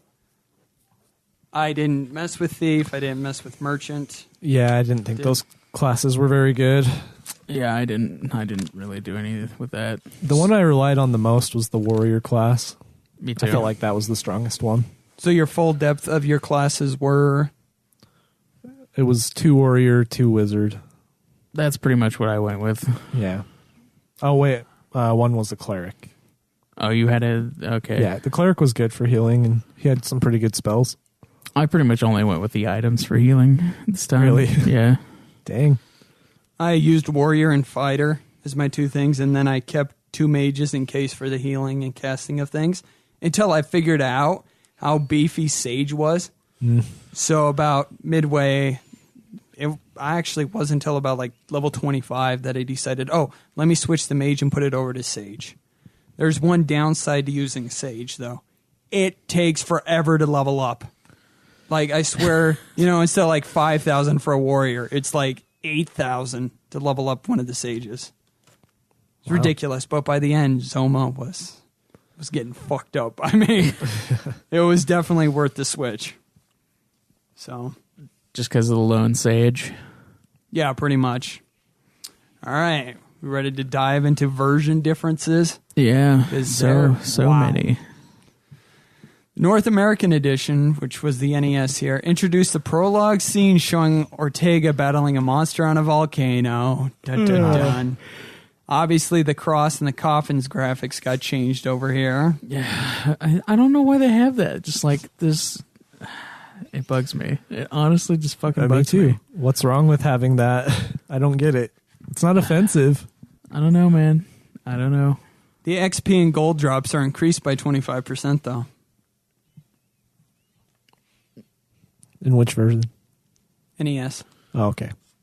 Well, that would help. That would help for 1 and 2. Any help that you can get, right? Yeah. Wait, this is for the Super Nintendo one? No, this is still NES. Oh, just the NES? Yep, there is an interesting story. The Super Nintendo remake, or Super Famicom. The graphics and command system were upgraded using Dragon Quest VI as a base. It took its graphics engine and basically reworked everything in Dragon Quest III, graphics-wise, sprites, the works. However, its AI system was not copied. The Super Famicom version, released in late '96 during the last days of the Super NES in North America, it was never brought here.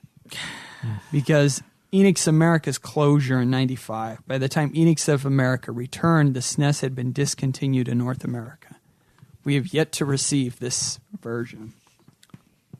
I want it. Right. Yeah, me too. So Collecting purposes. the differences in this are quite a bit.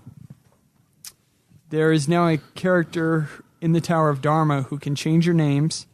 There is a new mini game called Pachisi, which is a giant board game adventure from which the player can win new items. I had that in my version. Yep. It was all right. This is like that Pachisi. Yeah, it was. Best minigame in an RPG. I don't know about that. Let me think about it. This Pachisi game, basically, is for the other Hori series, Itaki Street. So that's what it ended up being, is these Itaki games that are the board games. That's basically what that is, apparently. So I found that interesting, and the fact that we didn't get it, for iOS and Android was a little sad, but... You guys didn't miss out on much. It is now possible to climb into walls, search inside pots, barrels, and bookshelves. Because you will find mini medals. Yeah. Fucking mini medals. There's now a personality system, which assigns one of 45 personalities to each PC to determine stat growth when they level up. Or natures. Yeah. And Pokemon. Yep. It has to come up once an episode. Fucking dude, there's so much Pokemon like connections with Dragon Quest. Like Yeah. everything I'm seeing in Dragon Quest, like, oh my god, fucking Pokemon, what are you doing? I don't mind it. I like it. Yeah. The protagonist's initial personality is determined by a personality test at the start of the game. Strange thing is, we got that. We got asked a couple questions at the beginning. Mm-hmm. So I guess that aspect still kind of remains. Other PC's personalities determined by the seeds used at their creation. I guess that's why it's called Seeds of Salvation. Ooh, gotta use that seed. Do you guys even use the seeds that much? Nope. No. Yeah, me either. Certain books and pieces of equipment can change a character's personality. Stat increases dependent on a character's gender. The thief class got added. And female heroes now have different graphics and a few dialogues that are changed. There's one bonus dungeon called the Sky Fortress that got introduced into that. Did either of you attempt any of the bonus dungeons? Nope. I don't think I even found them. So I looked into it, and it seemed too ridiculous for me to attempt, so I didn't. Same. I went to the Sky one. How was that? It's a pain in the ass. And I'm like, I like this game a lot, but no. Not without trophies. Yep. The world map shows visited regions in color. Now that's a good auto mapping right there, which we don't get. Nope. So we could just keep traveling back to towns and, oh shit, I've already been here. All right. The tiny medals can be collected and given to the Metal King. Not Metal King. This is the king of metal. Yep. In the well in Alahan, prizes are given according to the total number of medals collected. How many did we get, gentlemen? I got like 75-ish. I got a lot of collecting. I didn't even care enough to check the numbers. I just picked them up as I went. So I have no idea exactly how many I have. You probably got a few. It's pretty, you get a lot. Yeah, they're Like pretty a easy to lot. come by. Yeah. So I'd say I had at least half. But I never actually went back and exchanged them. Oh, Yeah. why? It just lost. Okay. I got to think about 60. And from what I looked up, there's about 100. About 100 in there? I think so. I'm not 100% sure on how many there are. Okay. And So- they're missable ones, too. Yeah, there's just a few. Certain aspects. Yeah, at certain. There's parts. always missable collectibles and Yeah. everything. Yeah, you got to keep an eye out for them. Or it's a an incentive to replay the game. Yeah, that is an incentive because like there's no way you would know where the missable things are unless you like stumbled upon it. Yeah, that would be annoying to go back and look for them and then find out that you had one of the missable ones. Yeah. Right.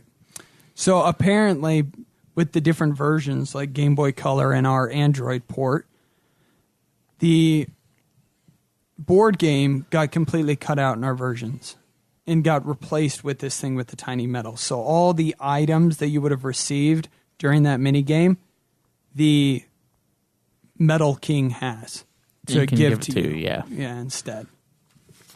So now time for Dylan's Game Boy Color. Yes. For the Game Boy Color version, in the North American version, Enix decided to give the packaging an anime feel due to fan demand on Enix's message boards. I looked at it, and it actually finally fits what the game is and should be. Yeah, that's true. The previous two don't really match up. Especially the first one with the dragon. Yeah. It's awesome, but Dragon it doesn't Warrior. fit the game. Yeah, No. they should have kept with Akira's artwork, and I don't know why they wouldn't. Yeah, It doesn't make any sense. Why Like, not utilize him? I know, right? I guess it's because like anime wasn't really a thing here. Oh, that and could be like true. porting it over.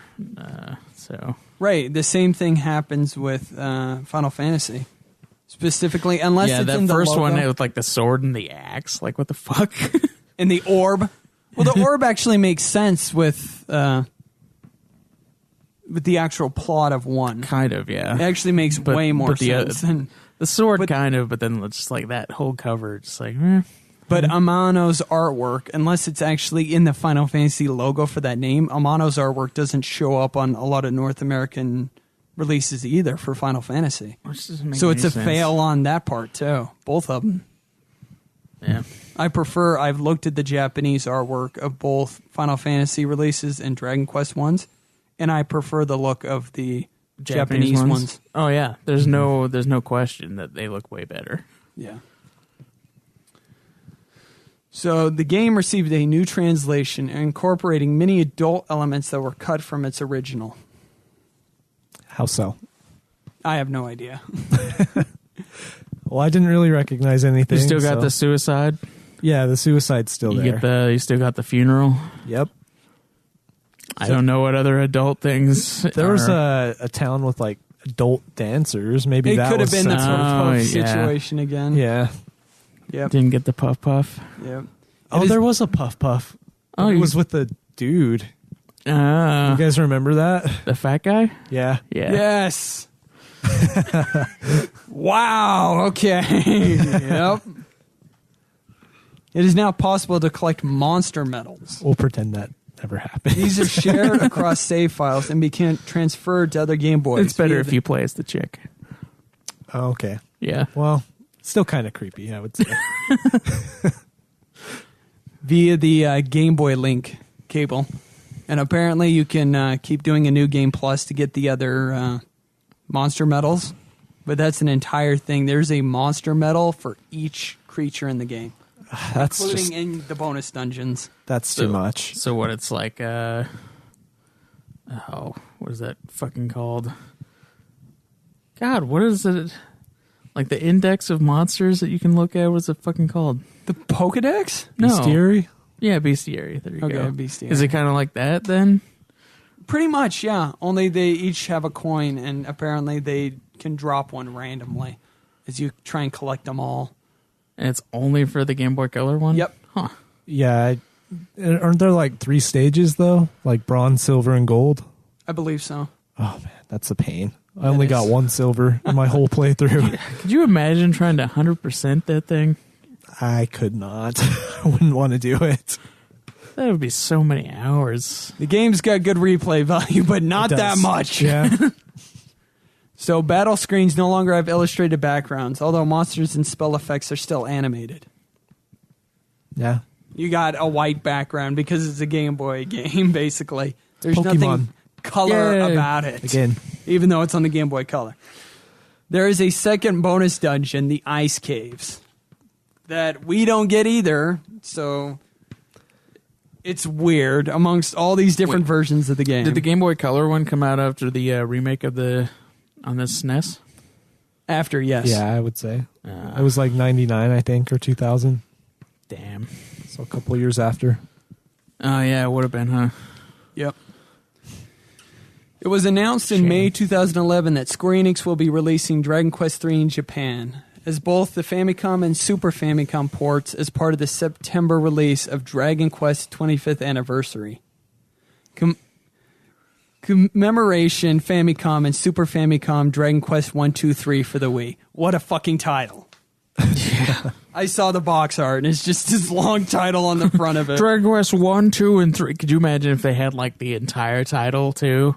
Seeds of Salvation. Yeah, like Seeds of Salvation. What's the other one for 2? Oh, I can't remember what that one is. Nobody remembers that one. Luminaries of the Legendary Line. Yes, Luminaries of the Legendary Line is on there as well. It's like, it's just fucking... So what, Dragon Quest 25th Anniversary Commemoration Famicom and Super Famicom Dragon Quest 1, Dragon Quest 2, Legendary Luminaries of the Line, Dragon Quest 3, Seeds of Salvation for the Wii? Wow. Okay. Try saying that 5 times fast. Jeez.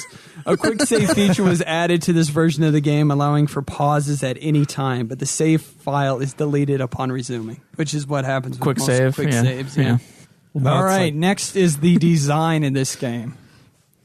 I came across something pretty interesting. Now, I didn't notice this, but when I looked it up, I did notice it. So it still counts. Oh. The geography largely corresponds to actual geography of Earth. yeah. I kind of noticed, yeah. Yeah, and many towns correspond to their real-life world cultures, including Romilly for Rome, Portugoa for Portugal, Asram near present-day Iraq. Could have been the sand and the fucking name ISIS. That one was a little obvious. And Jaipang for Japan. Which I think is contradictory because I believe it's China that has the one-child policy and pretty much would sacrifice their daughters. They did, yes. They did. Yeah. Yeah, not Japan, but, you know. They were probably combining it. And even a new town in eastern North America that experiences a revolution against a overbearing ruler, which is not an overwhelming ruler. It was a 2% tax increase, all right? I'd kill for those taxes now. We started war over a 2% tax rate, all right? It wasn't an overbearing ruler, was it? 2% taxes. Few reasons. 2%. He was kind of greedy, though. So, yeah, design, monster-wise, what do you guys think? As well, this is the world maps and everything else. I really enjoyed this one. That had a lot more variety than either of the other 2 games that came before. And the grind was about as long as the second game, so that helped out a lot. I agree with that. My sentiments exactly. I think the reskins in this one was less. Yeah, it felt like there was a lot less the recolors in this one, and then there was a lot of like really crazy designs. Yeah. And then of course there were some really cool ones like the Orochi. Yeah, that one was cool. They actually reused that one though. Yeah, which I was okay with. Yeah, it's wasn't too bad. I also like the dragon skeleton dude. Oh yeah, that guy was awesome. He was so difficult to beat. Yeah. Yeah, the purple one at the end. Yeah, bare bones or whatever. Yeah, they always get sick. I love the names though. I love the names. Dude, okay. It's not the names I have a problem with. They're it's always the like design puns and things. Like I just love the fucking names. Let me man. combine 2 random inanimate objects together. Like what you were saying. It's exactly what the it rock is. Thing, whatever that one was called. That's like such a Toriyama thing to do, and I'm not sure if he's the one who did it, but like just like all of his characters and things, like in everything he does, it's like basically just something simple like that. And then in Dragon Quest VIII, there's like there's a monster that's basically just like a dragon without wings, like standing on 2 legs, carrying a jar, and he's like hitting it like a drum. Yes! And it's called Jargon. Jargons, yes. That's So good. it's whimsical, but some of them I'm just smacking myself in the forehead for. It's always whimsy But- with Dragon Quest, and I love that. I love whimsy. There's not enough whimsy in games. I agree, the whimsy's there. I just Like I'm- they try to like overplay it with comedy relief characters. Like you fucking mentioned Ultros, and he's garbage. Garbage. Anything that's like that is just I hate. Gilgamesh is great. No, he's not. No, Yes. he's not. He's great in 5 and 12. What are you talking No. about? No. Well, in 12, yeah, in 12. Too much Okay. in 5. Too much. I love Zoma. I love the design for Zoma. Yeah, Zoma is sweet. That's pretty cool. And I am realizing that each of the 3 end bosses in the game of this Erdrick trilogy, Yeah. they're all colored blue. Yeah. Yeah, they're all blue. So Is that a problem? no, it just shows the similarities of what the end bosses usually look like. They're colored blue. Yeah. So it was a pretty weird thing to me. But I do have problems with 2 creature designs. Yes, they're supposed to be whimsical. Which ones? But this bird beak doll thing, I cannot remember its name, so people will probably have to look this up. This fucking beak bird doll thing is atrocious to me. There's no purpose. It doesn't have any fucking arms. It's just a set of legs and a goddamn beak. I don't find that whimsical. I just find that stupid. I think it's awesome. It's kind of funny to me. It's a fucking head with legs on it. That's hilarious. That enemy was annoying too, though. Yeah, it was. So maybe that's why it triggers you. It's meant to trigger you. How about Batcat? That thing is awesome. That thing is not awesome. I don't remember that one. It's so damn stupid. The Batcat is awesome. See, some of them work. If clearly out of all of the monsters, I can only point out like 2 or 3 that I thought was stupid. The rest are funny and I like them. But to say it's completely overbearingly great is a lie. There's maybe 1 or 2 in there that, like I mentioned, is just no. They missed the mark as far as the joke goes for those 2. I think it's fine. I mean, you get monsters like from the fucking second game where there's like 20 of them that are the same thing. And Right. So having even something that's like even a little weird is fine. Right. So I clearly like all the other ones that are whimsical, and slimes are the greatest thing ever. They're Fucking yeah. cute and adorable. So it's not like I'm shitting on every aspect of it. Just maybe some of them are give me Pokemon vibes, like, you know, Yeah, that's Voltro being a fucking Pokeball kind of thing. Voltorb. Voltorb. Learn the Pokemons. No. Do it. Do it, you shit. So aggressive with your love for Pokemon. Love Pokemon, dude. And I'm sick of people Pokemon's just- hating on Pokemon for no goddamn reason. Except each game we're showing how it did nothing original. Yeah, I guess that's kind of, well, it's combining ideas to make one thing. It was their own take on it, and I liked it. Yeah. Okay. It's from different- the same company. It's different when, okay, so like a game can borrow things from another game, but as long as it feels unique in its own thing, then it's fine. But if you can like physically tell that it's from something and it's not as good as what that other thing was, then there's a problem. Which game are you talking about, Caleb? I think you know exactly Oh, I what do I'm know. referencing. I know it. Yeah. It's Horizon Zero Dawn. Average game. It is an average game. I don't fucking care what anyone says. It's fine, All right. but it's not amazing. Right. So there is definitely enough in the bestiary as far as creatures go that balances out the amount of areas you go to in this game. I feel like And- that, yeah. yeah. And It did a much better job of having the category of enemies than either of the games. It felt a lot like the first one, actually, because like the first one had a couple of recolors, but it like you didn't have so many areas where like it was just repeats. right. So I think that it balanced that well and even better than the first one. I have to agree. I like the mini bosses that they had. Yeah, I liked a lot of the mini bosses as well. It felt like one in that aspect. Like there were more. There's a lot of this game that feels a lot like one, and I love that because I love one in a lot of ways because of like just the like you go and explore and then you go and find like the best weapon in the game and certain things like that, and then like you can walk into a town and then you have to fight the fucking golem thing. Yeah, that was and cool. just things like that, and then callbacks to stuff like that, like where you go find the Ortega's armor pieces from like certain people or whatnot. Like that kind of reminded me of going to find the armor from one. Right. Yeah. So there's like just a lot of callbacks to one specifically. Right. That like I think really made the game. It gives a lot of foreshadowing. Yeah. And now if you're thinking about that specifically, it shows that this first Erdrick in the timeline specifically did the hard work for everything.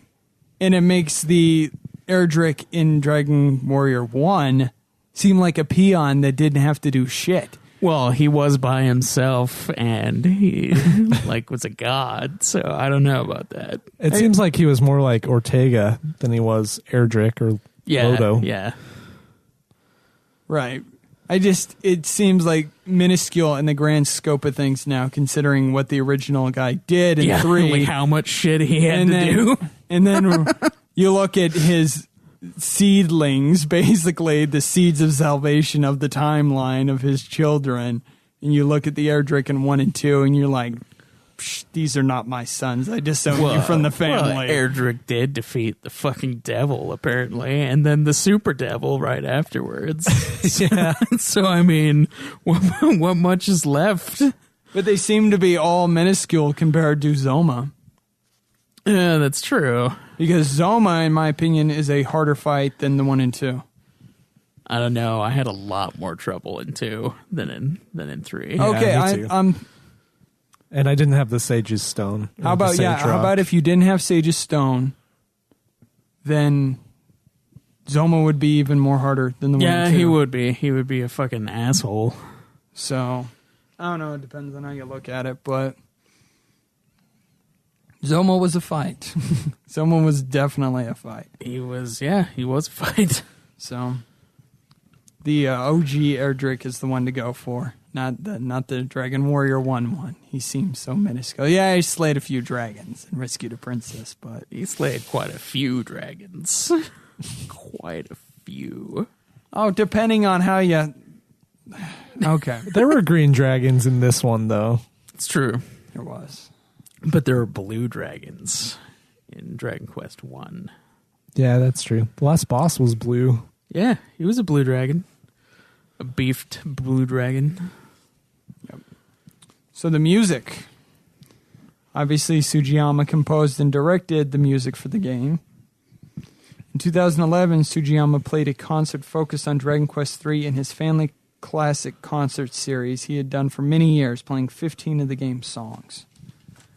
Now, we need to get this family thing of Dragon Quest music over here in the States, because I loved going to Distant Worlds a couple months ago, and they should have Dragon Quest music for one here in the States. That would be sweet. That would be sweet. What are your Dragon thoughts? Quest needs to get bigger. Ooh. What are your thoughts on the soundtrack? I enjoyed it.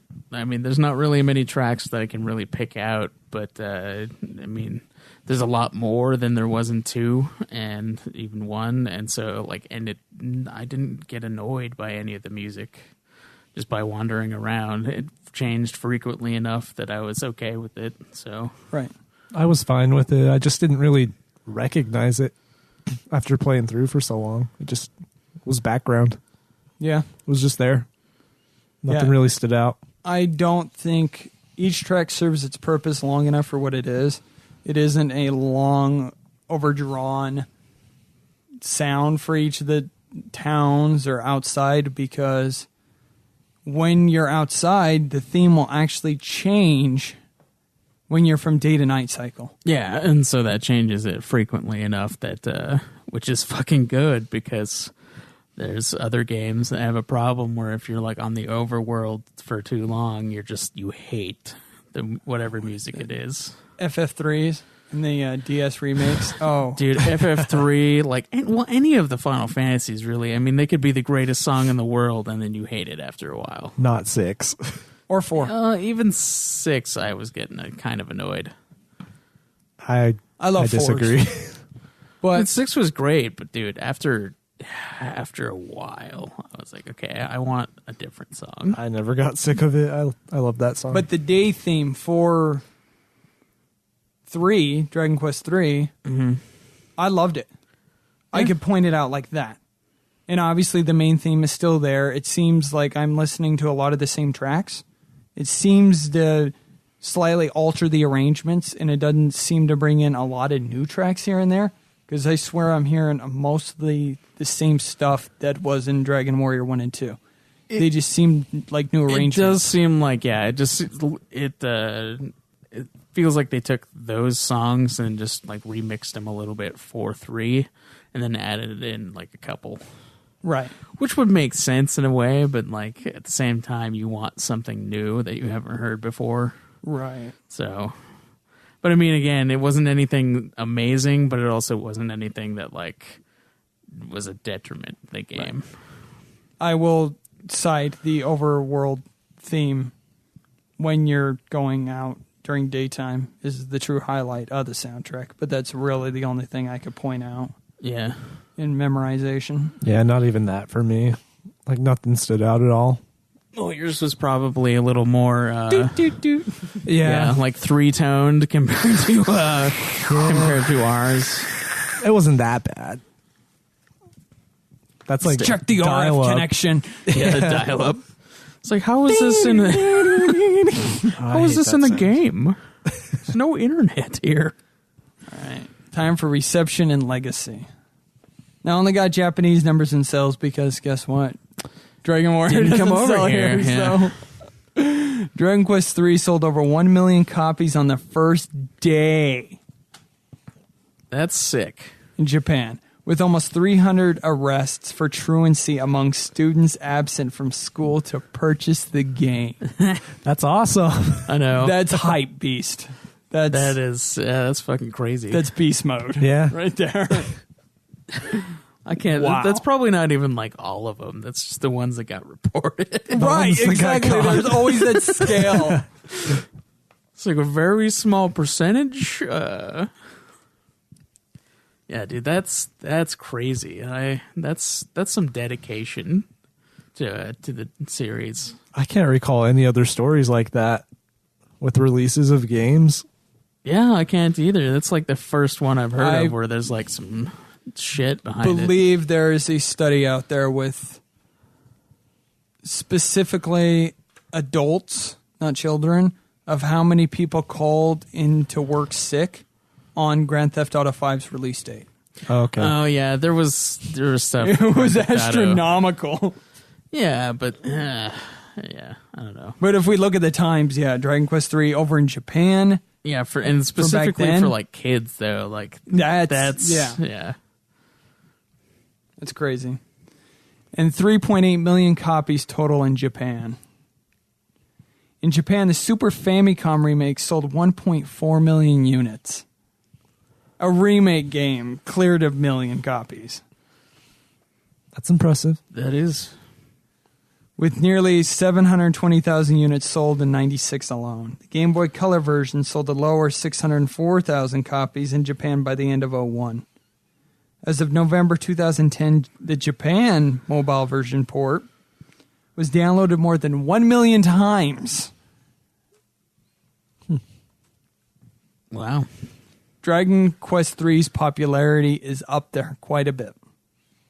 And I believe its total sales are over 7 or 8 million. That's good for Japan.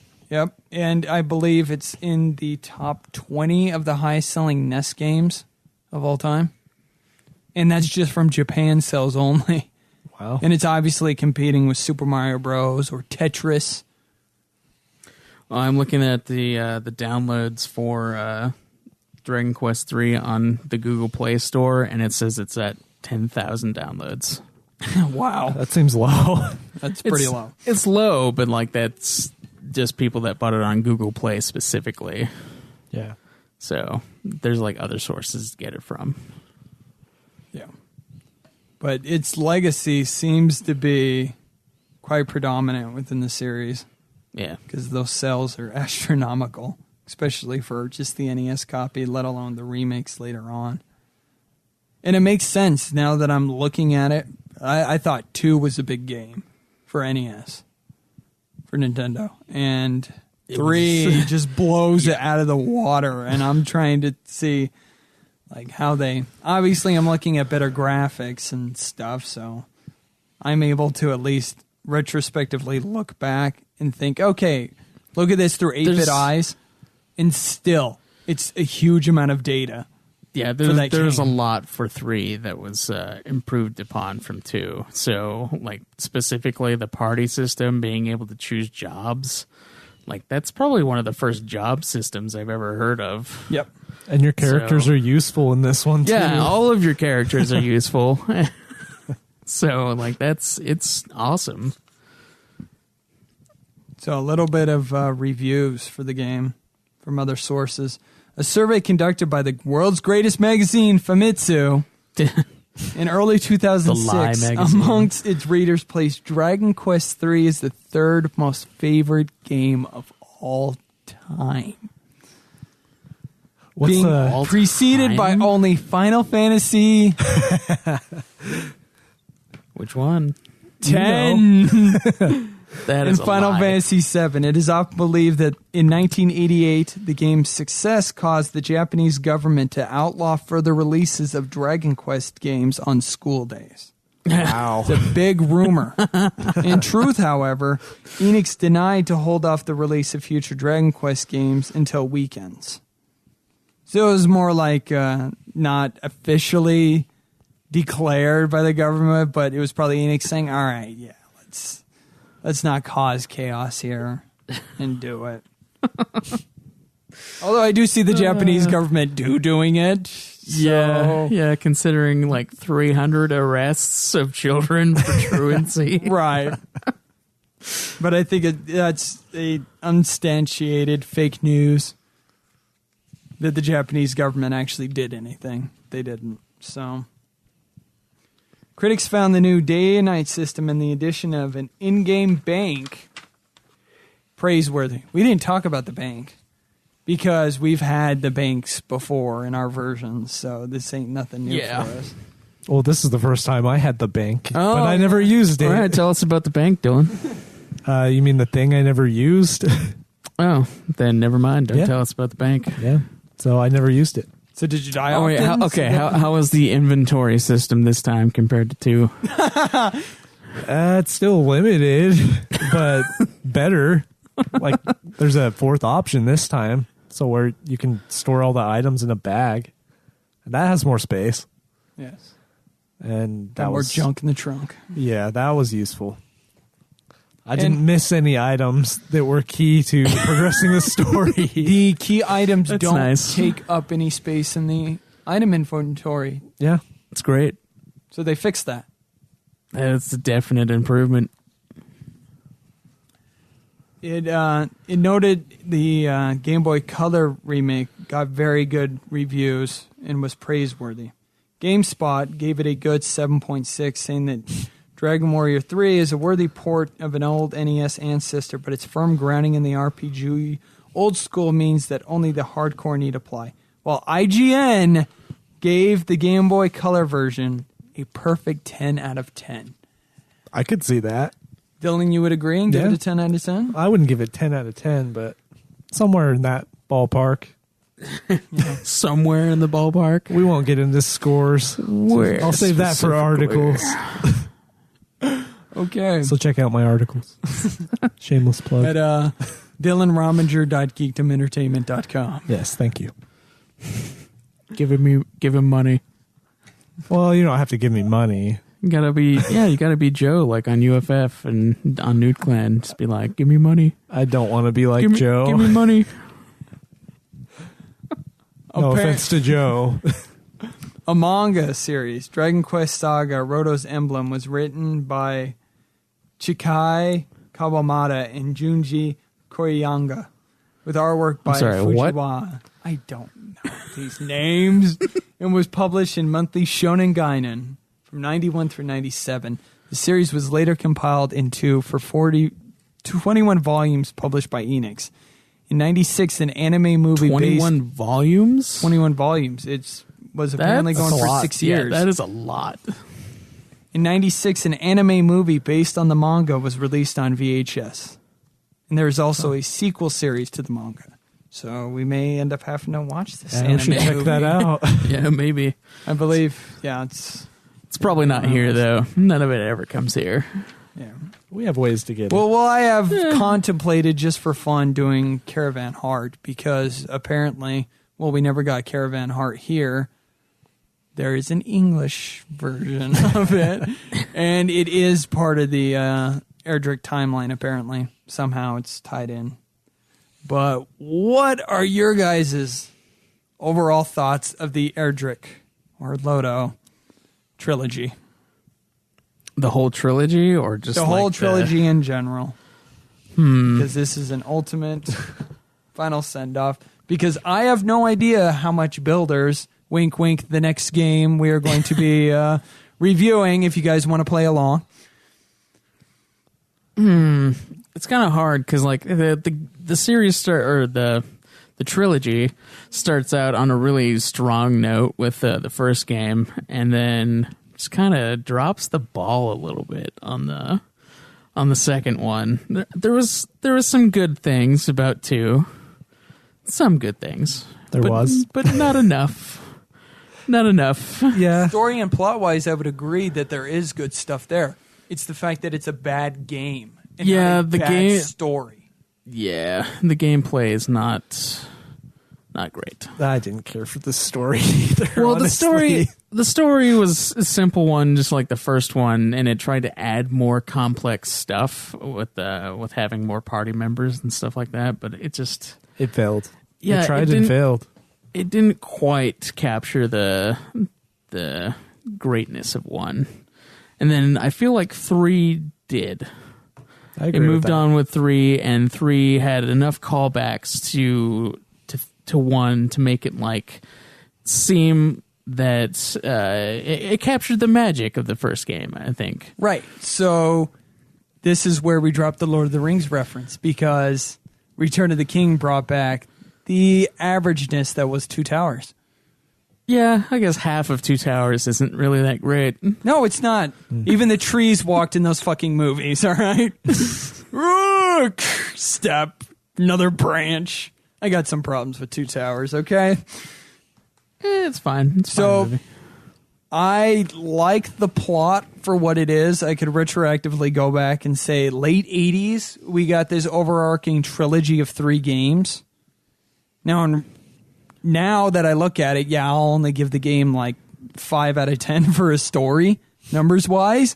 But I do appreciate in late 80s that this arc existed as a trilogy of games, as opposed to most RPGs that start from scratch from the beginning, whether it's Ultima, whether it's Final Fantasy, all these other series just keep starting from scratch. Yeah, and the fact that we actually got a trilogy out of this... Well, I think Ultima kind of continues on. There's like time skips. Yeah, but it's still like the same world. It's not nearly as implemented as Dragon Quest with an actual plot. Yeah, but the problem that I would have with the trilogy is that there's not really a lot of connection between the games, other than they're like, yeah, you're the descendants of Erdrick. Right, like okay. That's like the only thing that it really tells you, and that, I mean, there is like callbacks to the older games, but then again, it's like there's not an overarching story for the trilogy.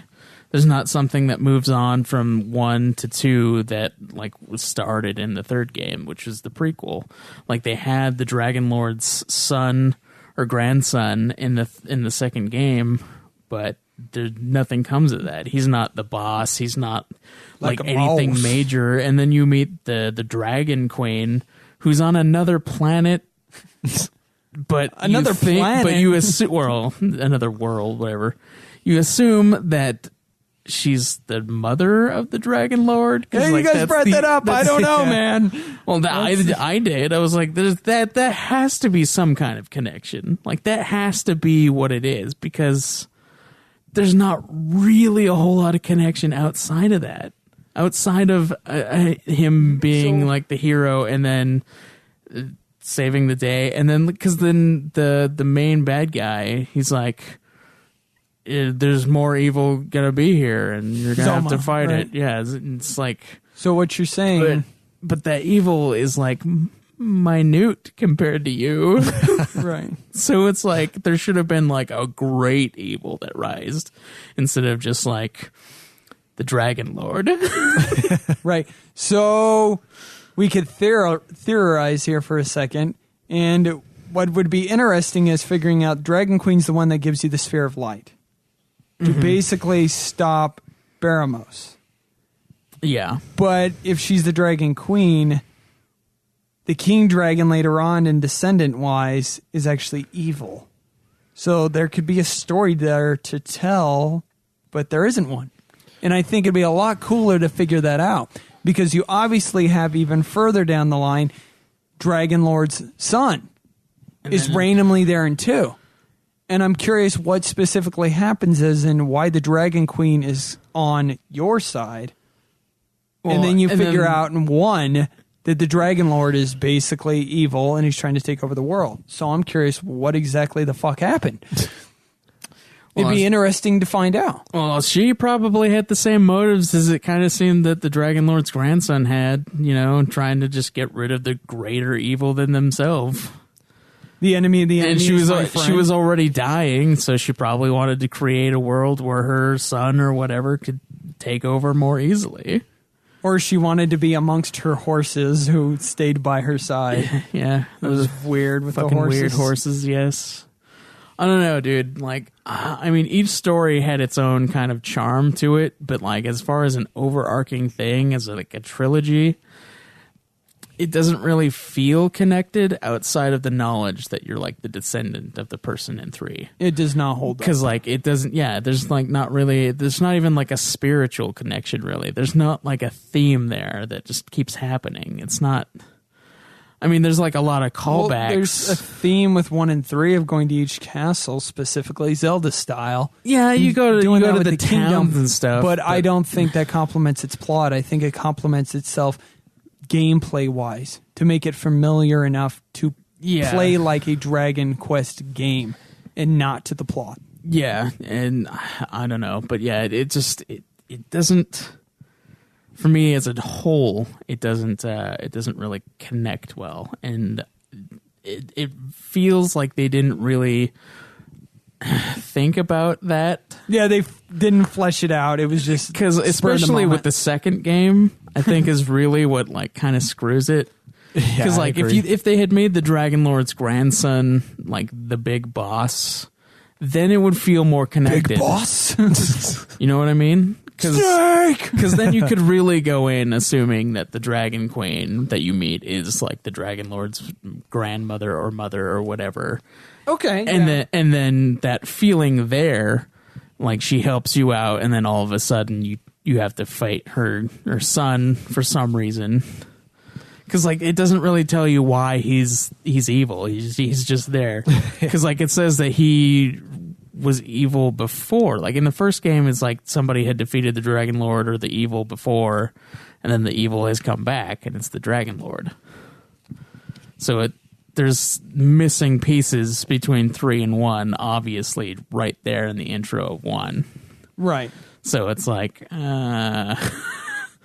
So even in 3, they didn't really try to connect it that well to 1 outside of like using the items that you used in the first game and like other callbacks. Rainbow Bridge. Yeah, the fucking Rainbow Bridge. But yeah, I just keep wanting to call it. It's like Great White Buffalo. It's the Rainbow Bridge. But like each individual game though it had its own charm. Even 2 had bits and pieces that I liked. And 3 really feels like the turning point for the series as a whole, like because like it has the job system thing, it has like the bag, the space that you can use, the banks, like everything. It adds so much more than 2 ever had, or like even 1. Right. I would agree with Hori and his statement in saying that they had perfected the gameplay of the series. He is on point with that. Yeah, and they definitely had more of a story in this one, even if it has that trope that nobody really likes of the surprise final boss bad guy. Bossception. Yeah. But yeah, I enjoyed 3 a lot.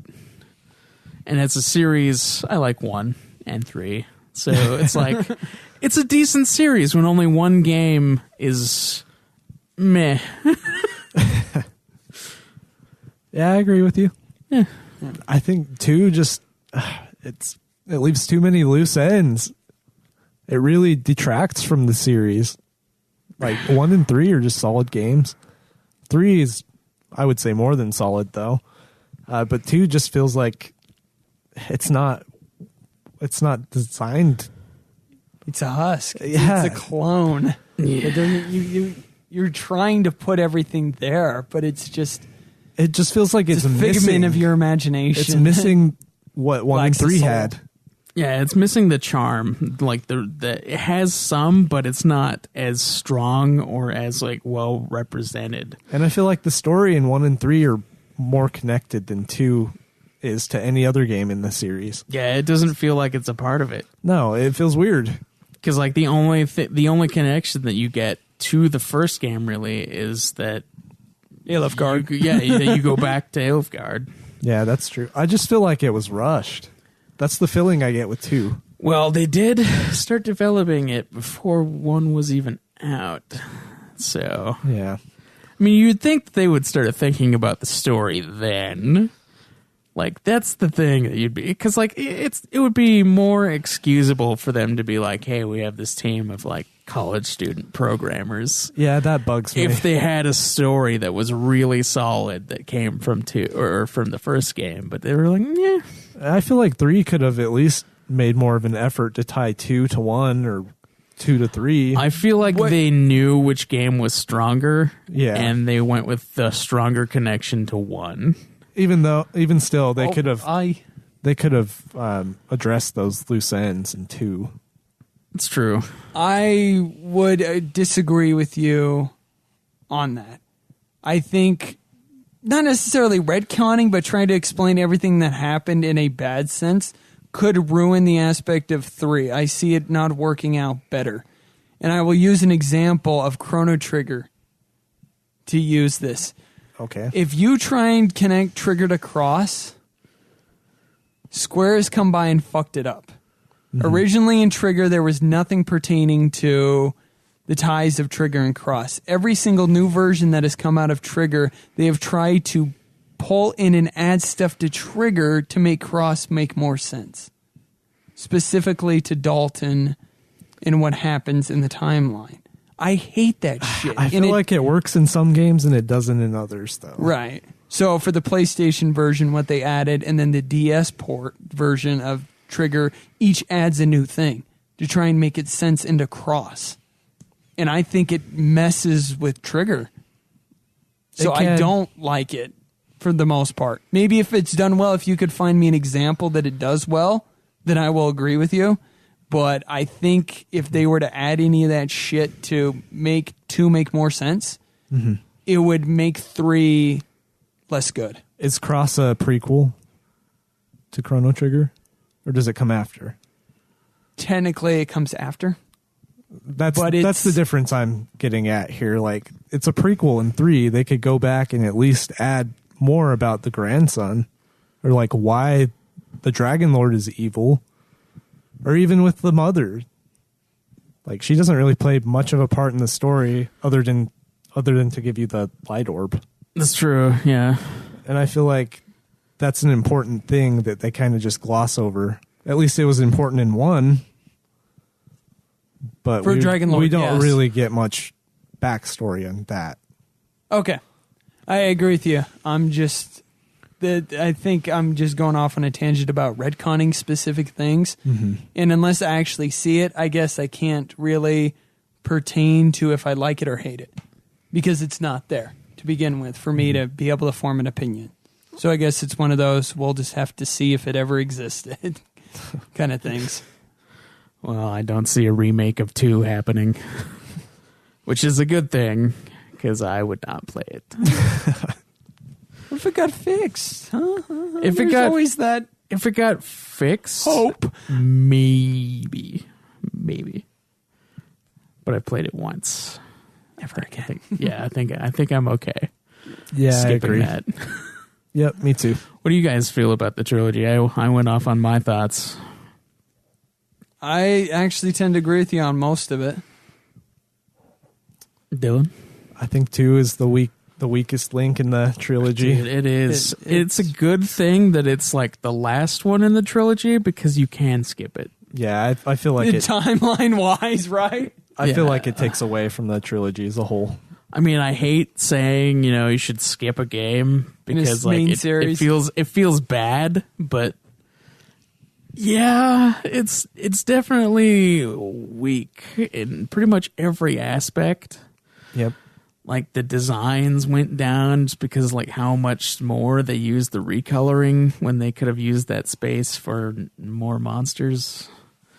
And then just I don't know, just everything about 2 just is less.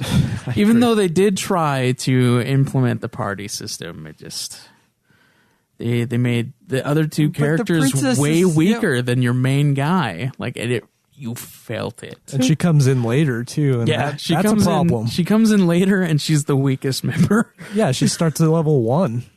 So and you're at like level 10 or something close to that. Yeah.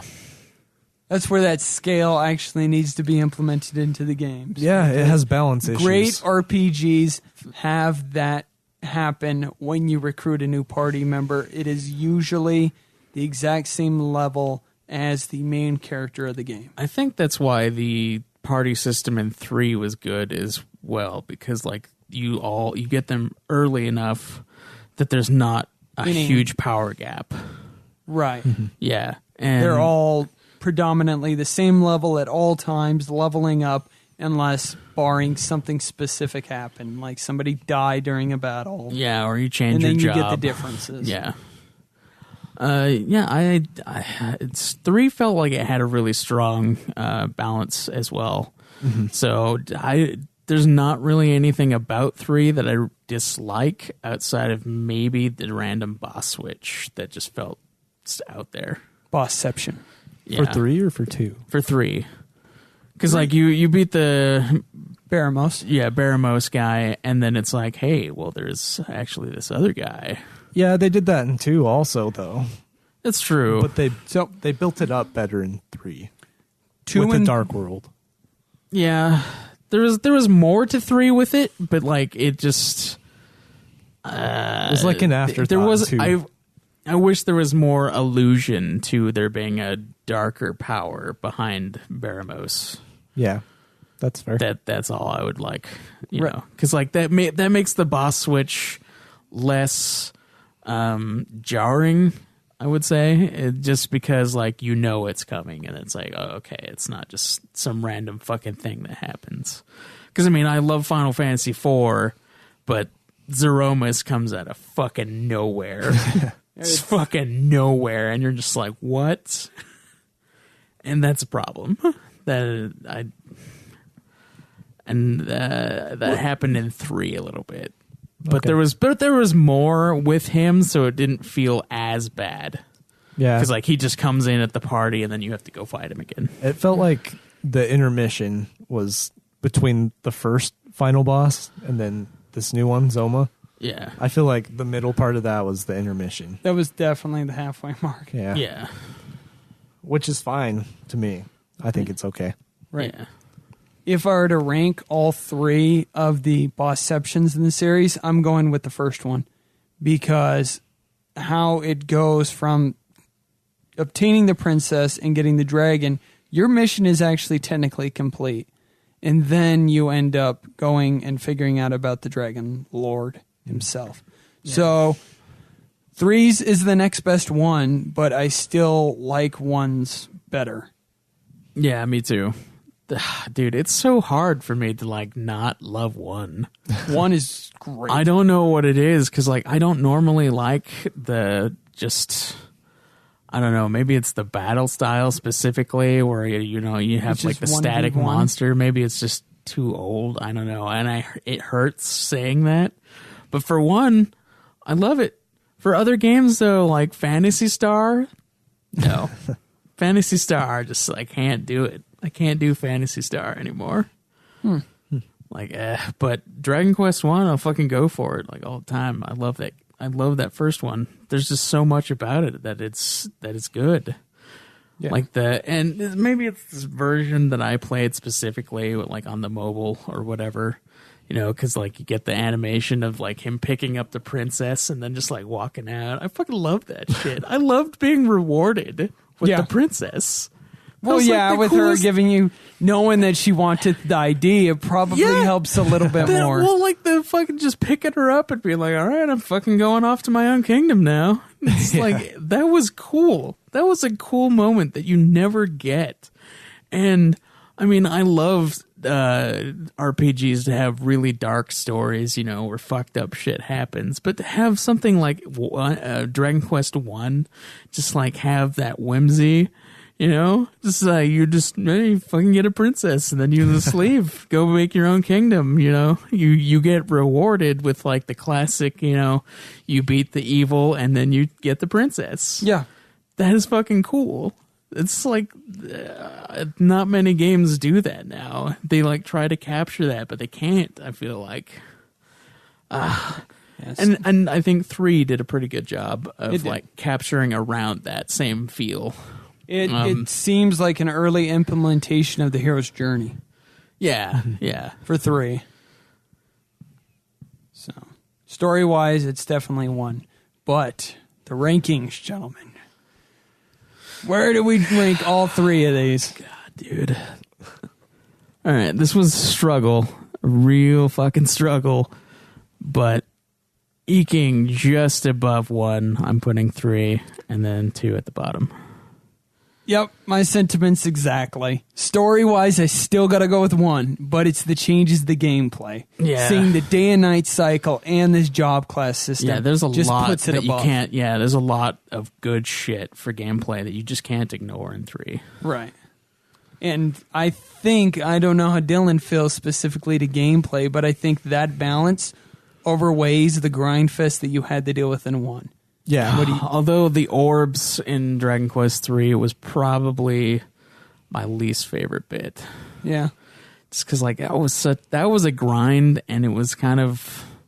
It reminded me of the part in Wind Waker where you have to go find the fucking Triforce pieces. That's way worse, and it slows the game down. Yeah, it's way worse in Wind Waker. But like it felt the same, and I was like, "Oh my god!" Yeah, that killed the momentum in that game for me. That's one of the big reasons it's not one of my favorite Zeldas. Yeah, I mean, at least in this one, it's more like the getting like the sages discs or whatever from like Ocarina of Time. Yeah, it's familiar. It's familiar, so you like it's not as bad, but it's like still, I don't know. Yeah, it felt weird in an RPG. Yeah. But I do like that you could kind of go anywhere you want and do things out of order, kind of like in the first game a little bit. You just explore and you can go find shit wherever you go. Yeah, I like that too. So 3 is my favorite. I put 3 at the top. And I think it has the stronger story. Not main story, but like it has these offshooting stories from the main story that I like. Like Orochi, that was an awesome story. That was fucking. And then Ortega was also awesome. And I think it just had the overall stronger story. Okay. Stronger feel. Maybe not main story, but like overall story. Okay. All the aspects of the story, I think, came The together. side plots really arc it up there a lot better. Yeah, And with the- the fucking elf suicide bit. Yeah, it was darker too, and I like that. Yeah, I enjoyed that too as well. Yeah. Yeah. And the gameplay, of course. Depth-wise, this game is just way more than the first two, which I like. I like depth, and I like exploration, and just had all the elements that I like in the game. Especially coming off of 2. It was refreshing. Anything would be better coming off of 2. Yeah.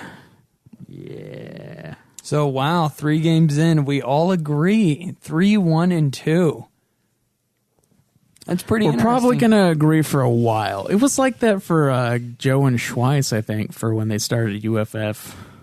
Oh, no, we shall see. Each one's got like progressively better. Yeah. Yeah, I think it'll come out.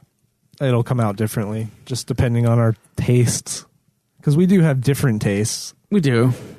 And I feel like the first 3 games of this series are a little more obvious. Yeah. I don't know if I was expecting it to be this way, though. I kind of, like, with every game, you expect to get, like, a little bit better, and they're better and better. Yeah. But with, like, dude, it's hard for me to say that something is better than 1, just because, like, I am blown away by how much I fucking love that game. I had a different I agree. opinion on 1, though, than you guys That's did. true. You had a different opinion, but you didn't play the easier version, apparently, that we did. That's true. So maybe if you do eventually in the future, maybe you'll change your mind. Yeah, that could happen. I could see that happening. It's a tough decision for me to put 3 above 1 as well, but Fucking 1, dude. I just love it. yeah. I love it. It's very simple and makes itself for a great game. You just play, be one and done, and not have to worry about stuff being very complicated. It's a very come-as-you-go, easy RPG that doesn't need to overarch itself over 30 hours. But gameplay. It comes down to gameplay. It's a game. It is. So, yeah. Game, yeah. Well, even 1 3. was simple, but yeah, 3 improved. So much. All right. So, plugs. You can go to, what's our website, Jake? puffpuffhour.geekdomentertainment.com. Wow, We are that is a official. mouthful. It is. We're not paying for just a plain.com because Geekdom Entertainment is a way of life. I mean, we got nude clients So many. where Joe, talks about himself 30 minutes an episode. That's a true. great gaming podcast. Yep. Ultima Final Fantasy, the ultimate Final Fantasy podcast. We have Godzilla. There's a Godzilla podcast. There's a Godzilla podcast. Updates almost as much as this one. And the dead for now. Super sexy swinging fan fiction. Dead for always. No. Yeah. I just got to buy me a microphone and it's. What are you going to do? It bringing solo sex- now? Yeah. No. I got followers. I got peeps. They want to come in and do it. We're bringing sexy back. Yeah. You have to be sexy first to bring it back, Jake. I have offered you many, many times to come onto the show, Craig. I don't remember any of those. I'm not even sure that you have. Bullshit. I don't remember. Every single time we've been here at Caleb's and I've seen anybody walk through his door, I have offered anybody, come over here. Come take a chair. And I don't remember read that. this. Yeah, well, I've it's done on it for record you. now. Cam. Well, if the show does get brought back, then maybe I'll do it. But whatever. It'll have to be a Dragon Quest fan fiction. Oh my god. Yeah, you guys have fun with that. Yeah. Oh, be a team player. The dog princess. Ah, Yes. no. The dog princess. You have to find somebody that loves 2 enough to write a fan fiction about it. Or that hates would it be- enough. I wonder if that's guess, a thing. I guess that would be a thing. That's something I want to look for. See Well, if it's there's the a following internet. for There's gotta be Dragon at Quest least. 2. This is people at the forum for people who hate Dragon Quest 2. That seems more likely. So obviously, on our website, there is that forum if you wish to ask us questions. Thank you for those this time. maybe asking some more questions for each time. Yeah, Next that'd be game nice. is going to be Dragon Quest Builders on PS4. Yeah, that's going to be apparently nice. part of the Erdrick trilogy somehow. It's not necessarily part of it. It just takes place in like the same towns. So kind of like the same world. And as far as Twitter, you can tweet me at ObsidianBa. Me at DROM Media. And me at Wandering Flame. All right, we actually have a review from one of our listeners, Irat. You want to go ahead and read that, Jake? It is titled First Review Ever, 5-star all the way. What can I say? It's Dragon Quest, one of my favorite JRPG series. Weird wording there. It is second to Final Fantasy. I love how you guys are playing through all of the games. I have played and beaten half the games, both English and Japanese. All right, just real quick, if you have played 10, you should totally give us a review if we can't play it. Right. Yeah. Well, I did notice that Switches are actually not region locked. That's true. And 10 did just get released on the Switch over in Japan. But if we can't read it, I ain't playing it. So that's it's Dragon Quest. It seems pretty simple enough for gameplay wise. It's an MMO. An MMO in Japanese.